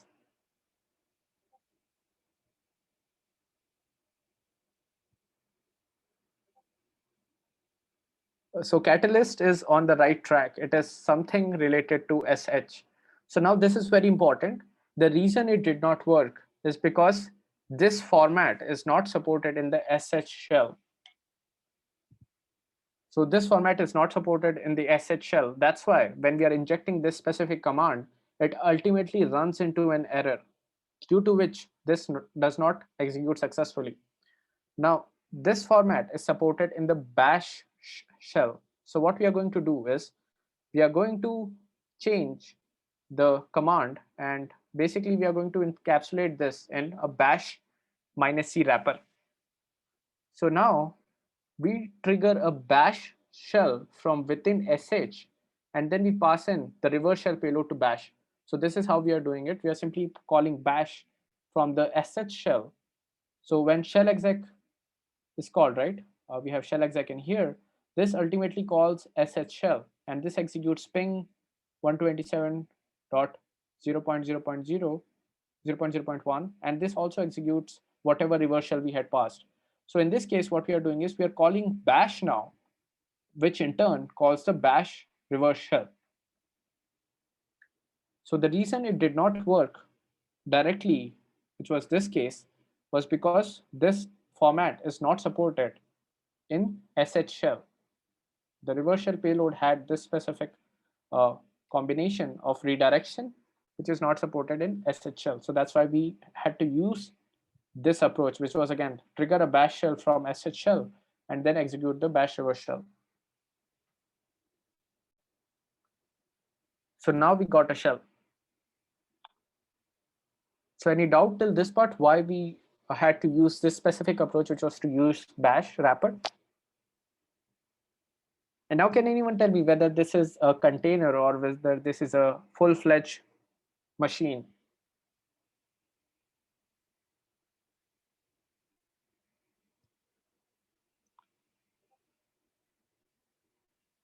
Yes, that is correct. So this is a container. Now this is very important.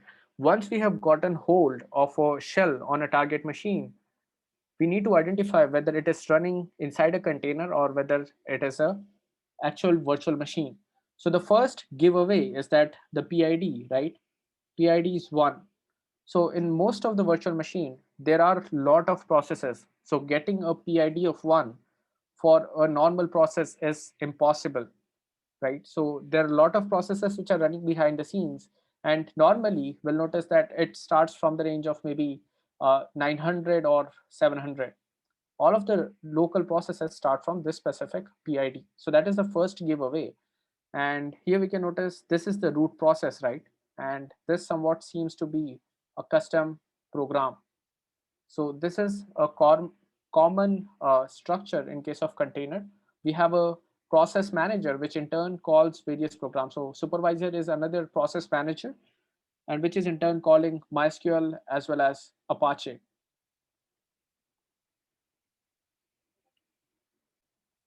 So is this part clear? We were able to identify because of the PID as well as the process, which is the root process. Now, one other giveaway is that whenever you are running ps minus ef, if you'll take a look at the local server, there are going to be thousands of processes because again, it is a server. So a lot of processes are going to be there. And this again, the root process itself is a giveaway. We can also take a look at the C groups, which is again in the proc directory. That's another way. So now once we have identified we are inside a container, for an attacker, this is a complete another story, right? So in case of web application, most of the time we'll get www data. So now we have to perform escalation from www data to root. Now, once we know that we are inside a container, which you can easily know from www data itself, the next task will be to break out of the root of the container to root on the server. And if the container is running with some other restricted user, this could be another maybe maybe a specific user, let's say call it docker user, and from here we'll have to escalate to root. Now the journey does not stop here as well, right? We have to perform attacks on other servers from to which this server is or can interact with. uh, you can use enum script, but it won't be required to use those script. It is again, the exams are pretty straightforward. You have to enumerate, you have to identify the vulnerability, and then you have to go ahead exploit those. It is not that difficult. Basically, the advantage of enumeration script is that it can narrow down the path, right? Or narrow down the options which we have. But in case of exam, there is only like a single path which you need to explore, which you need to go ahead and exploit. So now, in case if you're interested in performing web to root based attack, so you can go ahead. Let me quickly show it in here. So in privilege escalation, we have web to root. So here you will start with a normal web application. You have to interact with the application. You have to identify the vulnerability, compromise the application, and you will get www data user. And now from this user, you have to escalate to root. So that's why we have the web to root in here. Now, once you escalate to root, you are still inside a container, right? So we have another section of container breakout. So it is presented this one, container breakout. So in case if you're interested, you can also take a look at these uh, challenges. This is again breaking out of the container and compromising the host. So all of these are interesting challenges which you can take a look. But please solve the web application challenges first, then only go to these sections. So any doubts so far in the command injection one? Now, one option or one thing which the attacker can do is go ahead, inject a backdoor onto the server. So this way what happens, let's say we have an Xdebug vulnerability, right? So if there's an Xdebug vulnerability, the attacker can go ahead, get hold of the server, create a PHP script, and basically create a backdoor onto the server. This way, even if this vulnerability is mitigated, this backdoor still provides access to the server, right? So that is one way attackers can go ahead, maintain access on the server. Now, whenever we compromise the server, it is not about one server. So for example, an attacker can go ahead and interact with the server through the firewall, but the attacker cannot attack these servers directly. But once we have compromised this server, the attacker can go ahead, leverage these server to again attack all of these server. So whenever we are performing pen testing, we get to a stage, for example, we get www data, the story just begins, right? We have to get root, and from root, we have to break out of the container, get root on the server, and then attack all of these servers which are present on the network. Now, please note we can also attack these servers without getting root, but we might need to break out of the container to get a local user onto the server itself. So any other questions so far? And this is basically we are performing lateral movement, right? We have compromised one machine and then we are moving laterally across the network.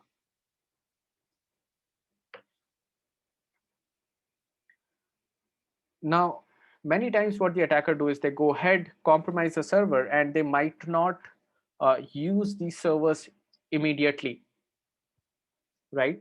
So in that case, what happens is these attackers, they go ahead, maintain access on these servers, and these servers are basically used to perform attack on a planned date or basically a planned attack. So let's say there is a date on which the attacker is planning to perform an attack, right? So they are going to use all of the compromised server to launch an attack on that specific date.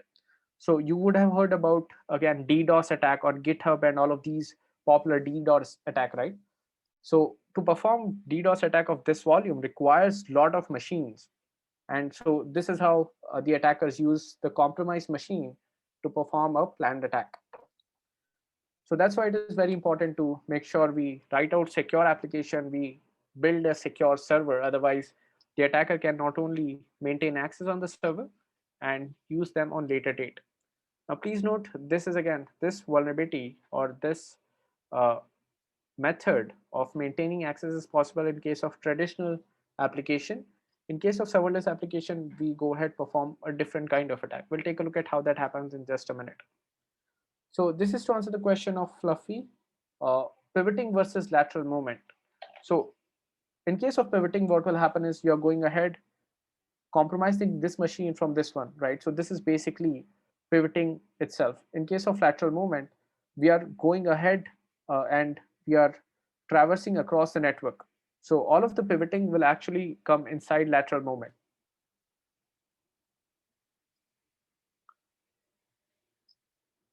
So this is to answer the question of Venom. How can we know if a backdoor is created? Uh, for example, let's say we have a web application, right? And in case of a web application, there could be 1,000 PHP pages which are residing in various directory. There could be like 100 of these directory, and there could be 100 pages inside these directory. So for an attacker, if such a web application is there, the attacker can go ahead easily hide the backdoor inside one of these pages, right? So the attacker can either modify the page or can create a new page himself. So to find this, it is very, very hard. We'll have to, again, perform code analysis. We have to identify which file is modified and whether it was done by the developer or whether it was done by someone else. That's the only way. We cannot identify from, again, directly. We'll need to compare the timestamp on which the file was created, on which the file was edited, whether the change was made by developer, administrator, and all of these checks will have to be performed. Once you are inside the system, logs, please note, for example, let's say you are accessing a web page, right? So this could be login.php. And so this is logged inside the Apache log. So this could be var/apache.access.log. We have a file called access.log. This logs all of the requests, right? So this could be login.php, this could be home.php. Now what happens is once a command is executed, right? Once a user gets a shell, the file changes are not logged in any log file, right? So in that case, you'll have to compare all of the date timestamps of the files. You can have services which are monitoring all of these files. So that is one way to do it. Now let's take a look at command injection attack on serverless architecture. So let me quickly bring up a video. Now please note access.log file. So there is one file. Let me go back in here.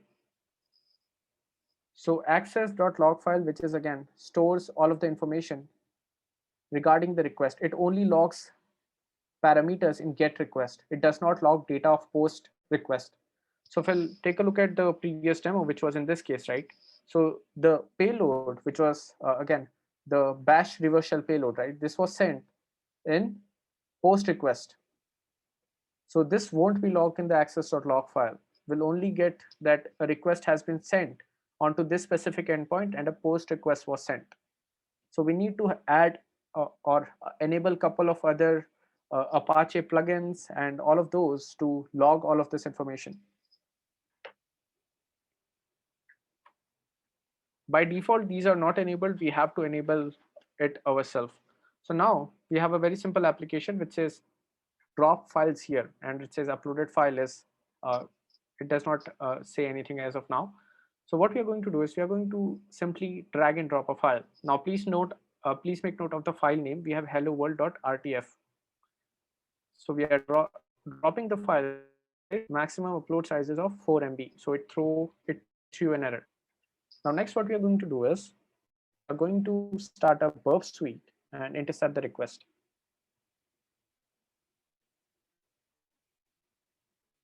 We are going to perform the same operation, and now we have the request intercepted. So can anyone tell me the interesting thing about this specific request? What is the most interesting thing about this request as an attacker?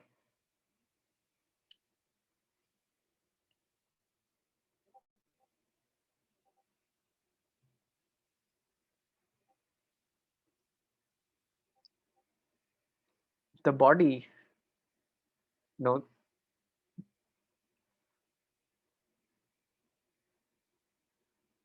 Any other guesses?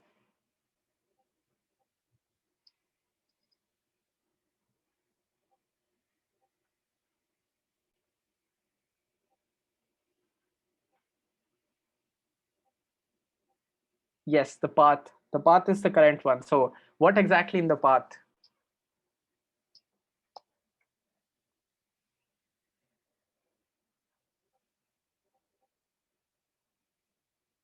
Yes, that is correct. So we, as you can notice, we have the file name mentioned in the path itself, right?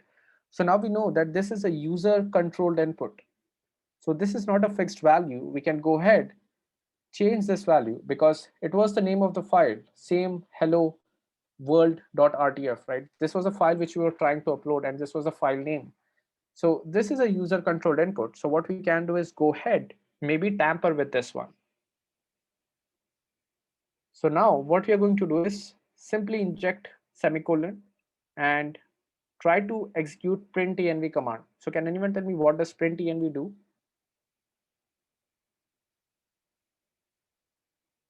Now, as the name suggests, it prints the environment variable. Now, one major difference in case of cloud environment, as well as in case of traditional environment, is that the environment variables are very, very important in case of serverless architecture. So previously I had mentioned regarding role, right? How we have a Lambda service, how we have a CloudWatch service where all of the logs are stored, how we have S3 and all of other services, DynamoDB, right? In order for a Lambda function to communicate with these services, we need something called role. Now, the role provides something called temporary access credentials. So I'm going to write this in short as TAC, temporary access credentials. Now, using these credentials, Lambda service goes ahead, talks to these other services, which is again DynamoDB, CloudWatch, S3. So this is to answer the question of Psychorian. How would we know that we can append commands to a file name? So this is hit and try at this point. We did not know until we tried. So we performed hit and try. So basically in pen testing, most of the operations which you're performing are going to be hit and try. Whenever we have a form field, we have to try a payload to see if it works.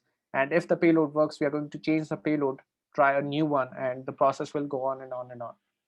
So here, the important thing to note here is in case of Lambda service, whenever a Lambda service has to interact with other cloud services such as DynamoDB, CloudWatch, S3, or any other services, we need a role.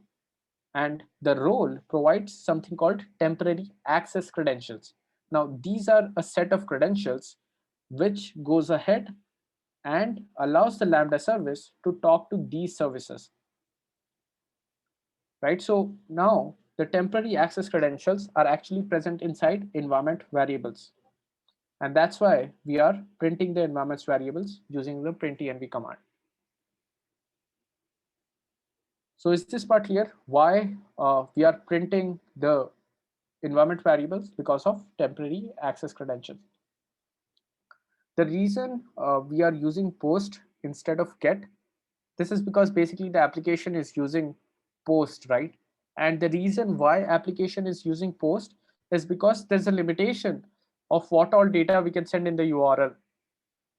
So I think there is around like 2000 or 2048 word limitation or character length limitation. So that's why we are referring to post. Just a second.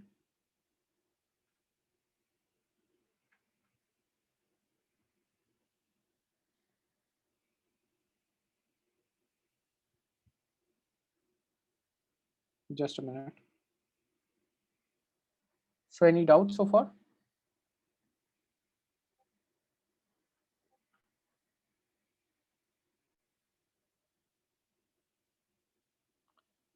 This is a simple example.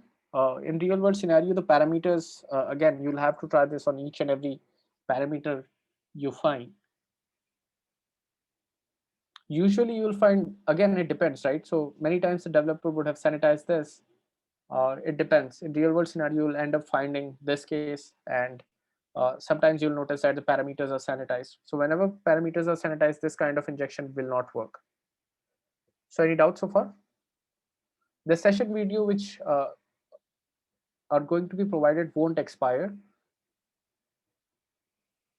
So print env, let me clear this one up. So print env is basically used to dump out the environment variables. Now the environment variables, the reason we are not executing any sort of ID, who am I, all of these commands, because it won't provide us with any sensitive information, or it won't provide us with, again, the next steps to abuse the serverless architecture. So the env environment variables basically contains the temporary access credentials. Now this temporary access credentials are of a role. Now this roles allows Lambda service, which is again the Lambda service, to interact with database services and other services which are configured and which are allowed. Uh, so basically we have a policy in here. Now the policy dictates what all services is accessible through this role. So if it allows access to DocumentDB database services, CloudWatch Log S3, then the Lambda service, who now has the temporary access credentials, can interact with these services. So that's why we are dumping out the environment variables. So any doubt in this part? So now, if you'll notice, we have environment variables, right? And if we'll search for AWS, and here we can notice we have all of these environment variables with AWS underscore. So these are the variables which are created by Lambda environment itself. Now we know that temporary access credentials are passed in here. Now this is what the temporary access credentials look like. So we have something called session token, and we have access key ID and secret. So we have access key in here. We have AWS secret access key, and then this is the session token.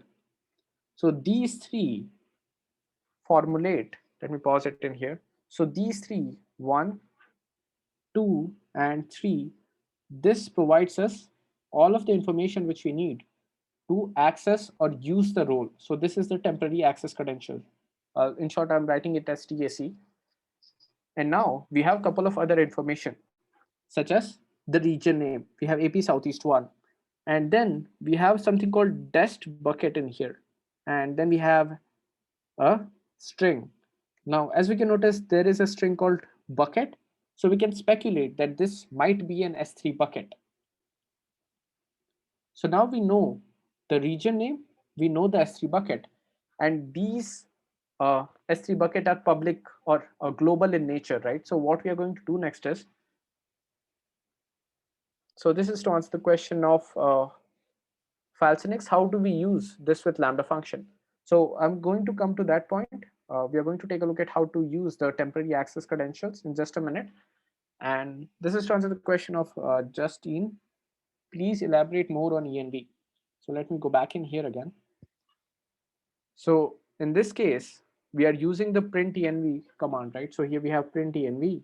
to dump out the environment variables. So in case of cloud services, the environment variable contains the temporary access credentials.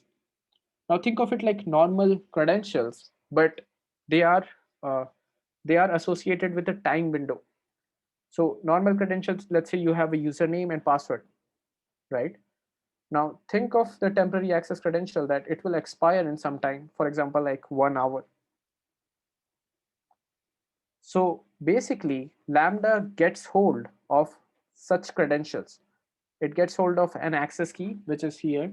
It gets hold of a secret access key, which is in here. Then it gets hold of a session token.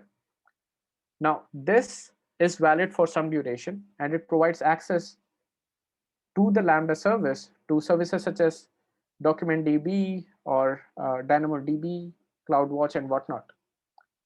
Right. So based on the policy which is associated with the role, the access is defined, and Lambda service will be able to access to these services for a temporary duration, or this could be 1 hour to 12 hours and whatnot. We'll get to that point in just a minute. I'm explaining the environment part again. We'll take a look at how to use this temporary access credentials in just a minute. So now the reason we are dumping out the credentials is because of these temporary access credentials, right? So this is basically the access key ID, secret access key, and the session token, which is again a long string. All of these are valid for short duration.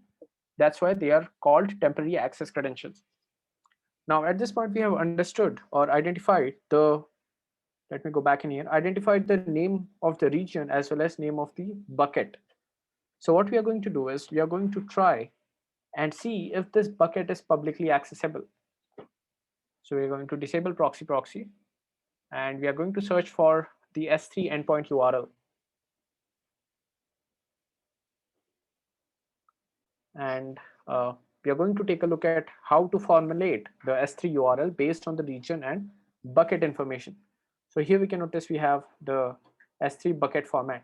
So we have the bucket name, and it is separated by .s3 the region name, and we have Amazon AWS.com. So we have all of this information, right? So next, what we are going to do is form the URL. So we are going to type in https://.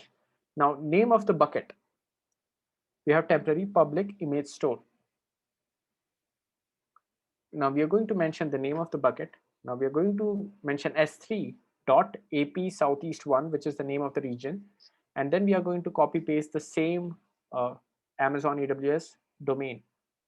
And here we can notice we cannot access the bucket directly. So this means that the S3 bucket is not publicly accessible. But now we know that we have a temporary access credentials, which we might be able to use and interact with the bucket. So what we are going to do is we are going to export the environment variables. So this is how easy it is to use the temporary access credentials. We are going to export the environment variables directly. We are not going to create a user session. We are basically going to create a role session. So by default, what happens is whenever we are using these set of credentials, right? So these credentials are actually used by the Lambda function. So when we use this credential, we are basically enacting as the Lambda function itself. We are not creating a new session.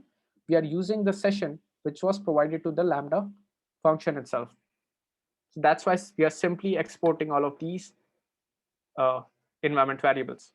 Now, by default, what happens is AWS CLI. So this is AWS CLI, which is a tool we use to interact with various AWS services. So this automatically takes in the credentials which are set in the environment variable. So the environment variable credentials are prioritized first compared to the local credentials which are stored on the file system. So that's why whenever we are performing an operation using AWS CLI, it's going to use the temporary access credentials. So we are going to try and access the same S3 bucket, which is temporary public image store. Now we know that this bucket was not publicly accessible. But here, what we did was we performed ls operation. Now you can think of this operation, ls operation, as listing of files, right? So this is basically the same operation which we perform on Linux machine, which is ls operation. So it basically lists all of the file present in the bucket. And here we can notice we have one file in here, right? So this was not accessible publicly now, but with the help of the temporary access credentials which we have in here, we were able to access the S3 bucket. And we can go ahead now, get the flag.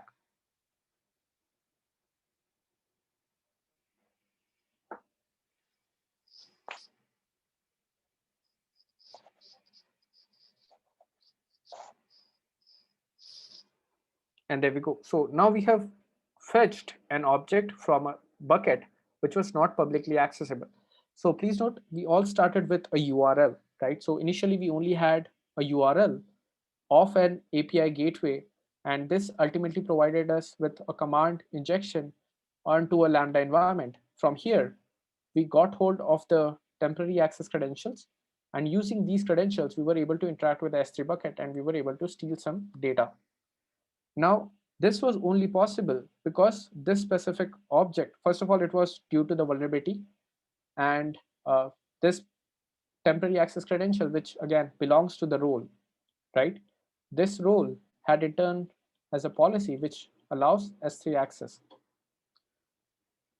So this was why we were able to recover the object. Now this makes sense, right? Because this Lambda function or this application supports uploading files. So it is uploading the file somewhere. So the application would be having write access to S3 bucket, but at this point it did not require read access, right? But we were able to read the files. So now it all depends on what all permission. So let me go back in here. It all depends on what permission is allowed, right? So policy basically dictates what kind of access is to be provided. So this could allow S3 access, this could allow DynamoDB access, CloudWatch access, whatnot, right? So we need to make sure that this policy is as granular as possible. So in this case, we know that there is a bucket called temporary image store, right? So for short, I'm going to write this as temp. So this is the S3 bucket. Now this application goes ahead, reads that S3 bucket. Now technically, this Lambda function should only have access to this S3 bucket. It should not have any other access. But what if it has additional access? So now let's see how to go ahead, check what all permission the temporary access credential provide to us. Okay, let me go back in here. So these are all the environment variable, right? We have three field, which are AWS secret access key, AWS key ID, and this is the AWS session token. So if you have used AWS before, if you'll notice, you use these two to log in as a normal local user or an IAM user. But in case of temporary access credentials, we have something called AWS session token. So we are basically exporting all three of these to get a session on the Lambda function, right? And now this credentials, so basically we have a role which has a policy, right? A policy is associated to this role, which in turn allow access to S3 bucket. Now this role is associated with the Lambda function. So that's why we are able to get temporary access credentials of this role through command injection vulnerability. And now this policy has to be following the principle of least privilege. If it does not follow the principle of least privilege, then what will happen is an attacker with the temporary access credentials can go ahead, interact with other services, DynamoDB, IAM, CloudWatch, whatnot, right? So it all depends on what kind of access is associated with the role, which is again dictated in the policy. So this is to answer the question of Noer, and what is actually the bug within this scenario that adding print env worked. So it is the same as the previous case. We are processing untrusted user input. We are not performing any kind of sanitization, and that input is being passed into a command, right? So basically it is a command injection vulnerability. So now let me quickly go ahead with the video.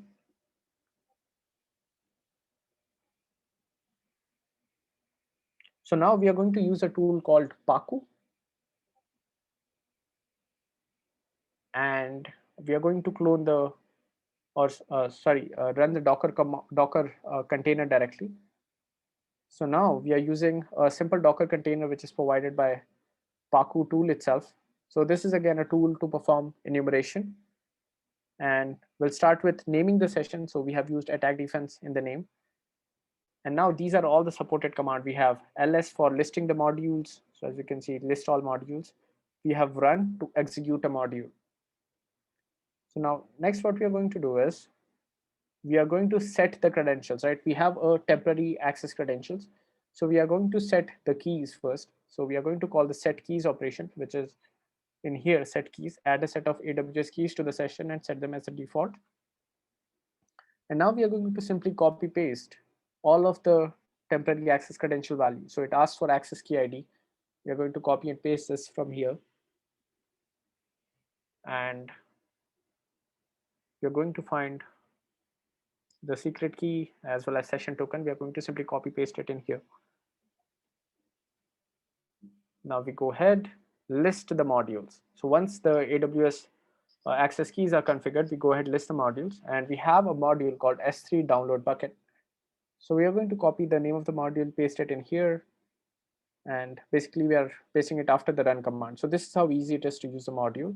You simply type in run followed by the name of the module, and now it goes ahead, starts the enumeration. And as you can notice, this role, which was associated with the Lambda function, had extra privileges. It not only can interact with this specific S3 bucket, it can interact with these buckets as well, right? So this was not required. So this is the issue that happens in case of serverless architecture, in case of the cloud environment, right? We have something called role, which controls the access, right? So we have to restrict what all access is provided by the role. It has to be as granular as possible. In this case, it should only allow access to this one. It should not have allowed access to these buckets. But as we can notice, all of these buckets are identified, right? So now what happens is Paku runs into an error. So Paku was not able to download all of the files. So this is again an issue with the tool itself. So in order to get past this error, what we are going to do is we are going to take a look at help of this specific module. And it says, so we have executed the command help followed by name of the module. And it has a couple of options. Here it says minus DL hyphen all. If specified, automatically downloads all files from the bucket that are allowed instead of asking for each one. And if this, again, by default, it asks for each and every file. So we can specify this option to download everything. And we can use this option minus names only to store all of the found object into a file. So basically what we are doing is we are getting the name of the objects and then we are storing it to file with this specific option. And then we have another option, which is minus DL underscore names. So this only downloads the file which are mentioned in a file. So basically it will download only the object which is mentioned in a specific file. So what we are going to do is we are going to use the minus names only option to dump out the object names. And it has identified these bucket, and now it says 5 total bucket found, 7 total bucket found, out of which 5 bucket were read only, right? Or has read permission. So as we can notice, we have 5 bucket which can be readable, right? So we started with a simple command injection vulnerability, and we have crawled our way to identify 5 such buckets. So next what we are going to do is, now at this point, all of the object names are written into a file. So we are going to check the list of those objects, and we are going to get inside the container. So this is how we do it: docker exec -it, name of the container, and then sh is the command to execute. So in this case, we wanted a sh shell, so that's why we have shell in here. Next, all of these files are stored in the sessions directory inside the name of the session. So we have session inside, this was the name of the session, attack defense, and we have a directory called downloads, And inside that we have S3 download bucket. This is the name of the module. And inside that we have the file, which is S3 download bucket files name.txt. And this contains all of the names of the files, or all of the name of the object which were there in the S3 bucket. Now, once we have identified this list, now we need to download all of these files. So we are going to run the module, and we are going to use the second option, which was, or sorry, the third option, which was DL names. And we are going to mention the path of the file which contains all of this object information. So by default, as we noticed, this was the path which we entered into, right? So this is the relative path. So we are going to copy the relative path, which is this one, and we are going to paste it in here. And then we are going to paste in the name of the file, which was s3 download bucket file names.txt. And now it will go ahead, download all of these files.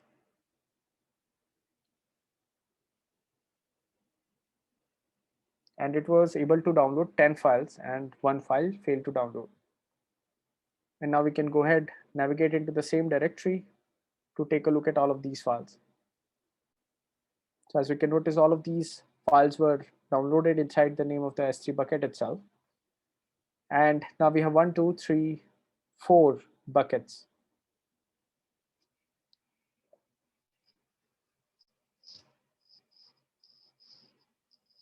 Now, similarly, we can go ahead, read the flag directly from here.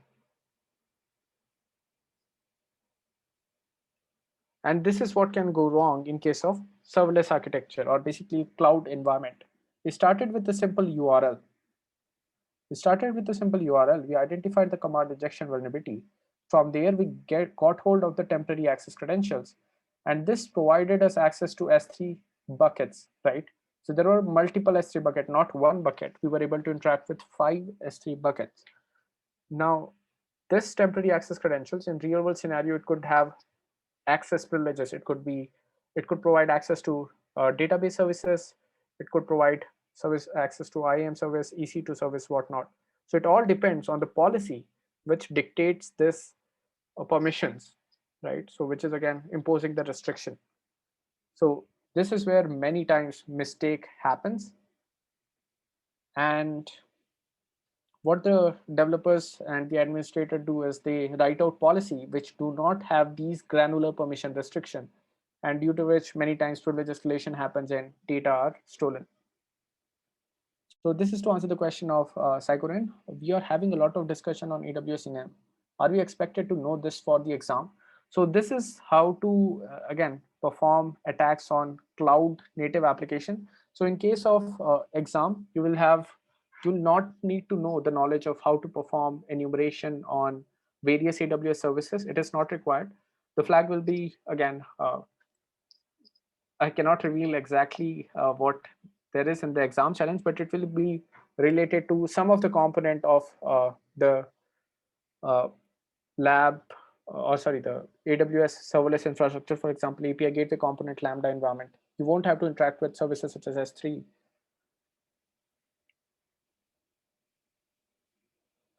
So this is to answer the question of Monzone. Sorry if I'm pronouncing your name wrong. Instead of running Docker twice, is it all right to run Paku Docker with mounted session folder from inside to the container onto the host? Yes, you can do that. I did not want to complicate it too much. That's why I had referenced or run Docker directly. Any other question? It might now in retrospect, I think it might have made the explanation slightly easier. But again, I did not want to go into the nuances of how to use various Docker features. So any other question? So this is the power we hold upon exploiting a serverless application, right? It all depends on the role which is associated with the Lambda function.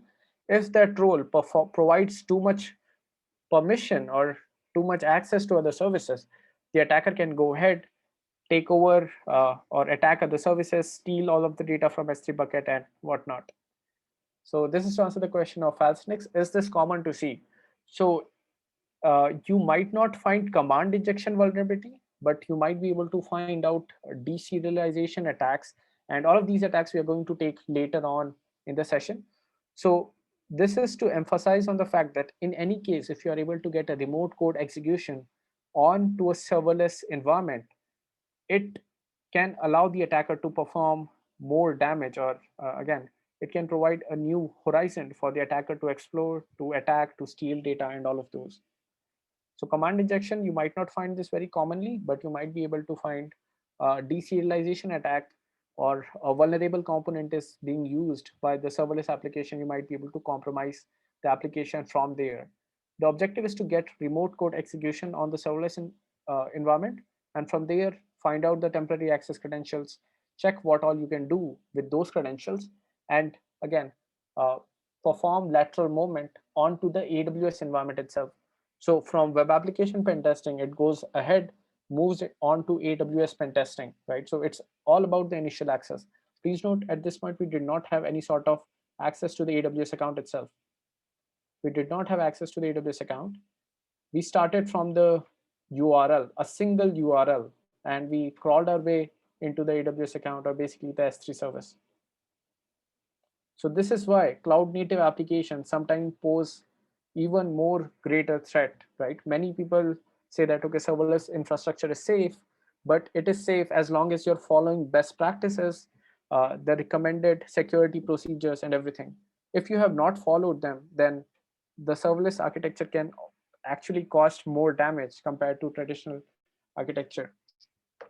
So any other questions? So this was the last demo of the session. So please let me know if you have any questions. So how cool was this demo?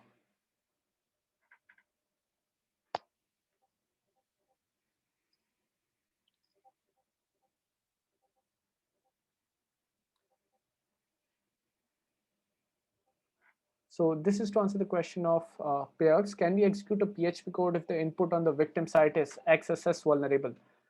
So XSS vulnerability is on the client end. Now it has to be chained with other kind of vulnerability, which ultimately leads to maybe code injection or remote code execution attack. XSS alone cannot be leveraged to perform PHP code or remote code injection attack.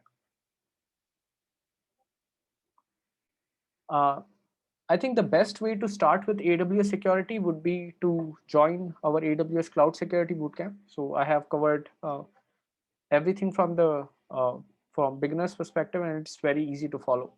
Otherwise, if you're not interested for the bootcamp, you can go ahead, take a look at the AWS best practices. So let me quickly show the AWS uh, services best practices.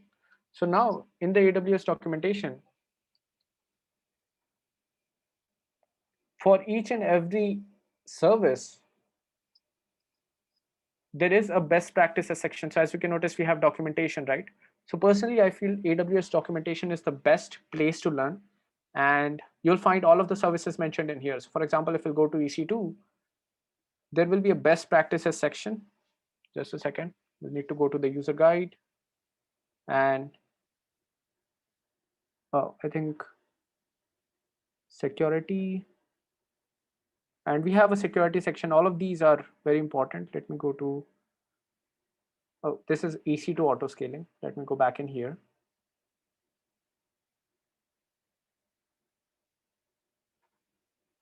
Here we can notice we have best practices, right? So this is again, so first thing as an attacker, what you can do is, if you're not aware or familiar with the service, the best practices are the ones which you have to look at and compare what is not matching, what is not followed. And based on this information, you might be able to exploit and leverage misconfiguration to perform various kind of attack. The bootcamp is going to be in the month of June. So if we'll take a look at bootcamps, Pentest Academy, we have one bootcamp for AWS cloud security coming in the month of June, and uh, the July and August batch have not yet been finalized yet. So this is again the one. It is starting from 13 June. You can enroll in here, and we are going to cover AWS cloud security very from the very basics, and then take a look at complex attacks on various services. So this is to answer the question of Psychorin. Do we need to have a good knowledge of AWS before taking the bootcamp? No, you do not.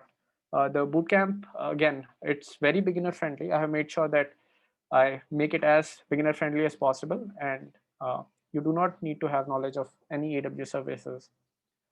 So in this case, you will get a 5% discount for the bootcamp since you are already enrolled in this bootcamp, right? So you'll get a 5% discount. I'll provide a 5% discount coupon code to all of you. And if you want to avail 10% discount, you can go ahead. Let me go to the Pentest Academy website, just a second.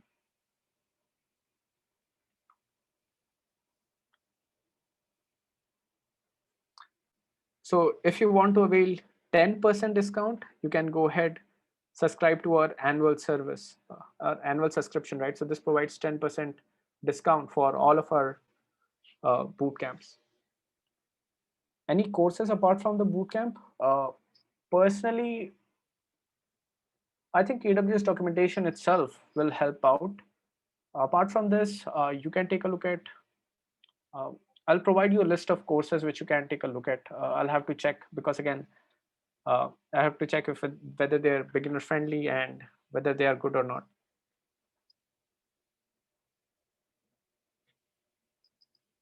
We'll be adding a AWS security course on Pentester Academy as well, but it is going to take us some time. And so this is to answer the question of Nitisha. How long would each lab take in the exam? Do we need to just submit the flag or do we need to write a report? If report, what's the format? So each lab, there is no such fixed time to solve each lab. You might be able to solve the entire exam within like 3 hours. And for some of you, it might take for like 10 to 12 hours, or at worst, it can take up to like 40 hours as well. It all depends on you, how well versed you are on performing the exploitation, how familiar you are with web application pen testing. You just need to submit the flag. It is not required to write any kind of report. So some of the individuals were able to solve the exam within 3 hours, and for some of them it took uh, over 40 hours. And sadly, some of them also failed the exam. So we do not have the 100% certificate claim on this one. So this is to answer the second question. All exam questions will be related to the lab suggested in the lecture notes, right? Is there a possibility of something extra being tested outside of the practice lab? So it is going to be similar to the labs which we have covered in the challenge in the entire bootcamp, but it is going to be slightly difficult. But as long as you solve all of these labs, as long as you are familiar and aware of all of the concept, the exam should be pretty easy to solve and to get the certificate. Does each question in the exam have a similar format to the lab, or can there be multiple labs combined in one question? There can be multiple concepts which are there. For example, in this bootcamp, we are taking a look at each concept one by one, right? We are taking a look at verb tampering, command injection, then later on we'll take a look at deserialization. So in the challenges, in the exam challenges, they are real world, or I have made it uh, very realistic to the normal application which you'll find in real world, right? So that's why they have multiple concepts embedded. So whenever there are multiple concept web application concepts, then you'll have multiple flag. So there will be more than one flag, and you'll have to exploit all of those separately to get the flag. Yeah, please don't worry about the questions. Please post as many questions as possible. I'll try to answer them all. And in case if I'm not able to answer your question in the session, you can post the question in the questions for later's channel. So any other question? So thanks again, everyone. It has been around almost 3 hours. So I really hope that, so how was the session so far? Personally, I feel the attack on the cloud application was really cool one.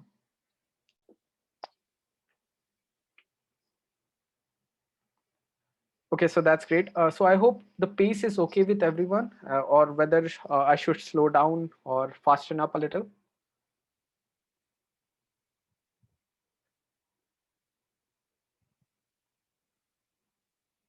Okay, that's great. So thanks again, everyone. So we'll see you next week, and we'll take a look at other attacks on web application later on. And till then, take care. Bye bye.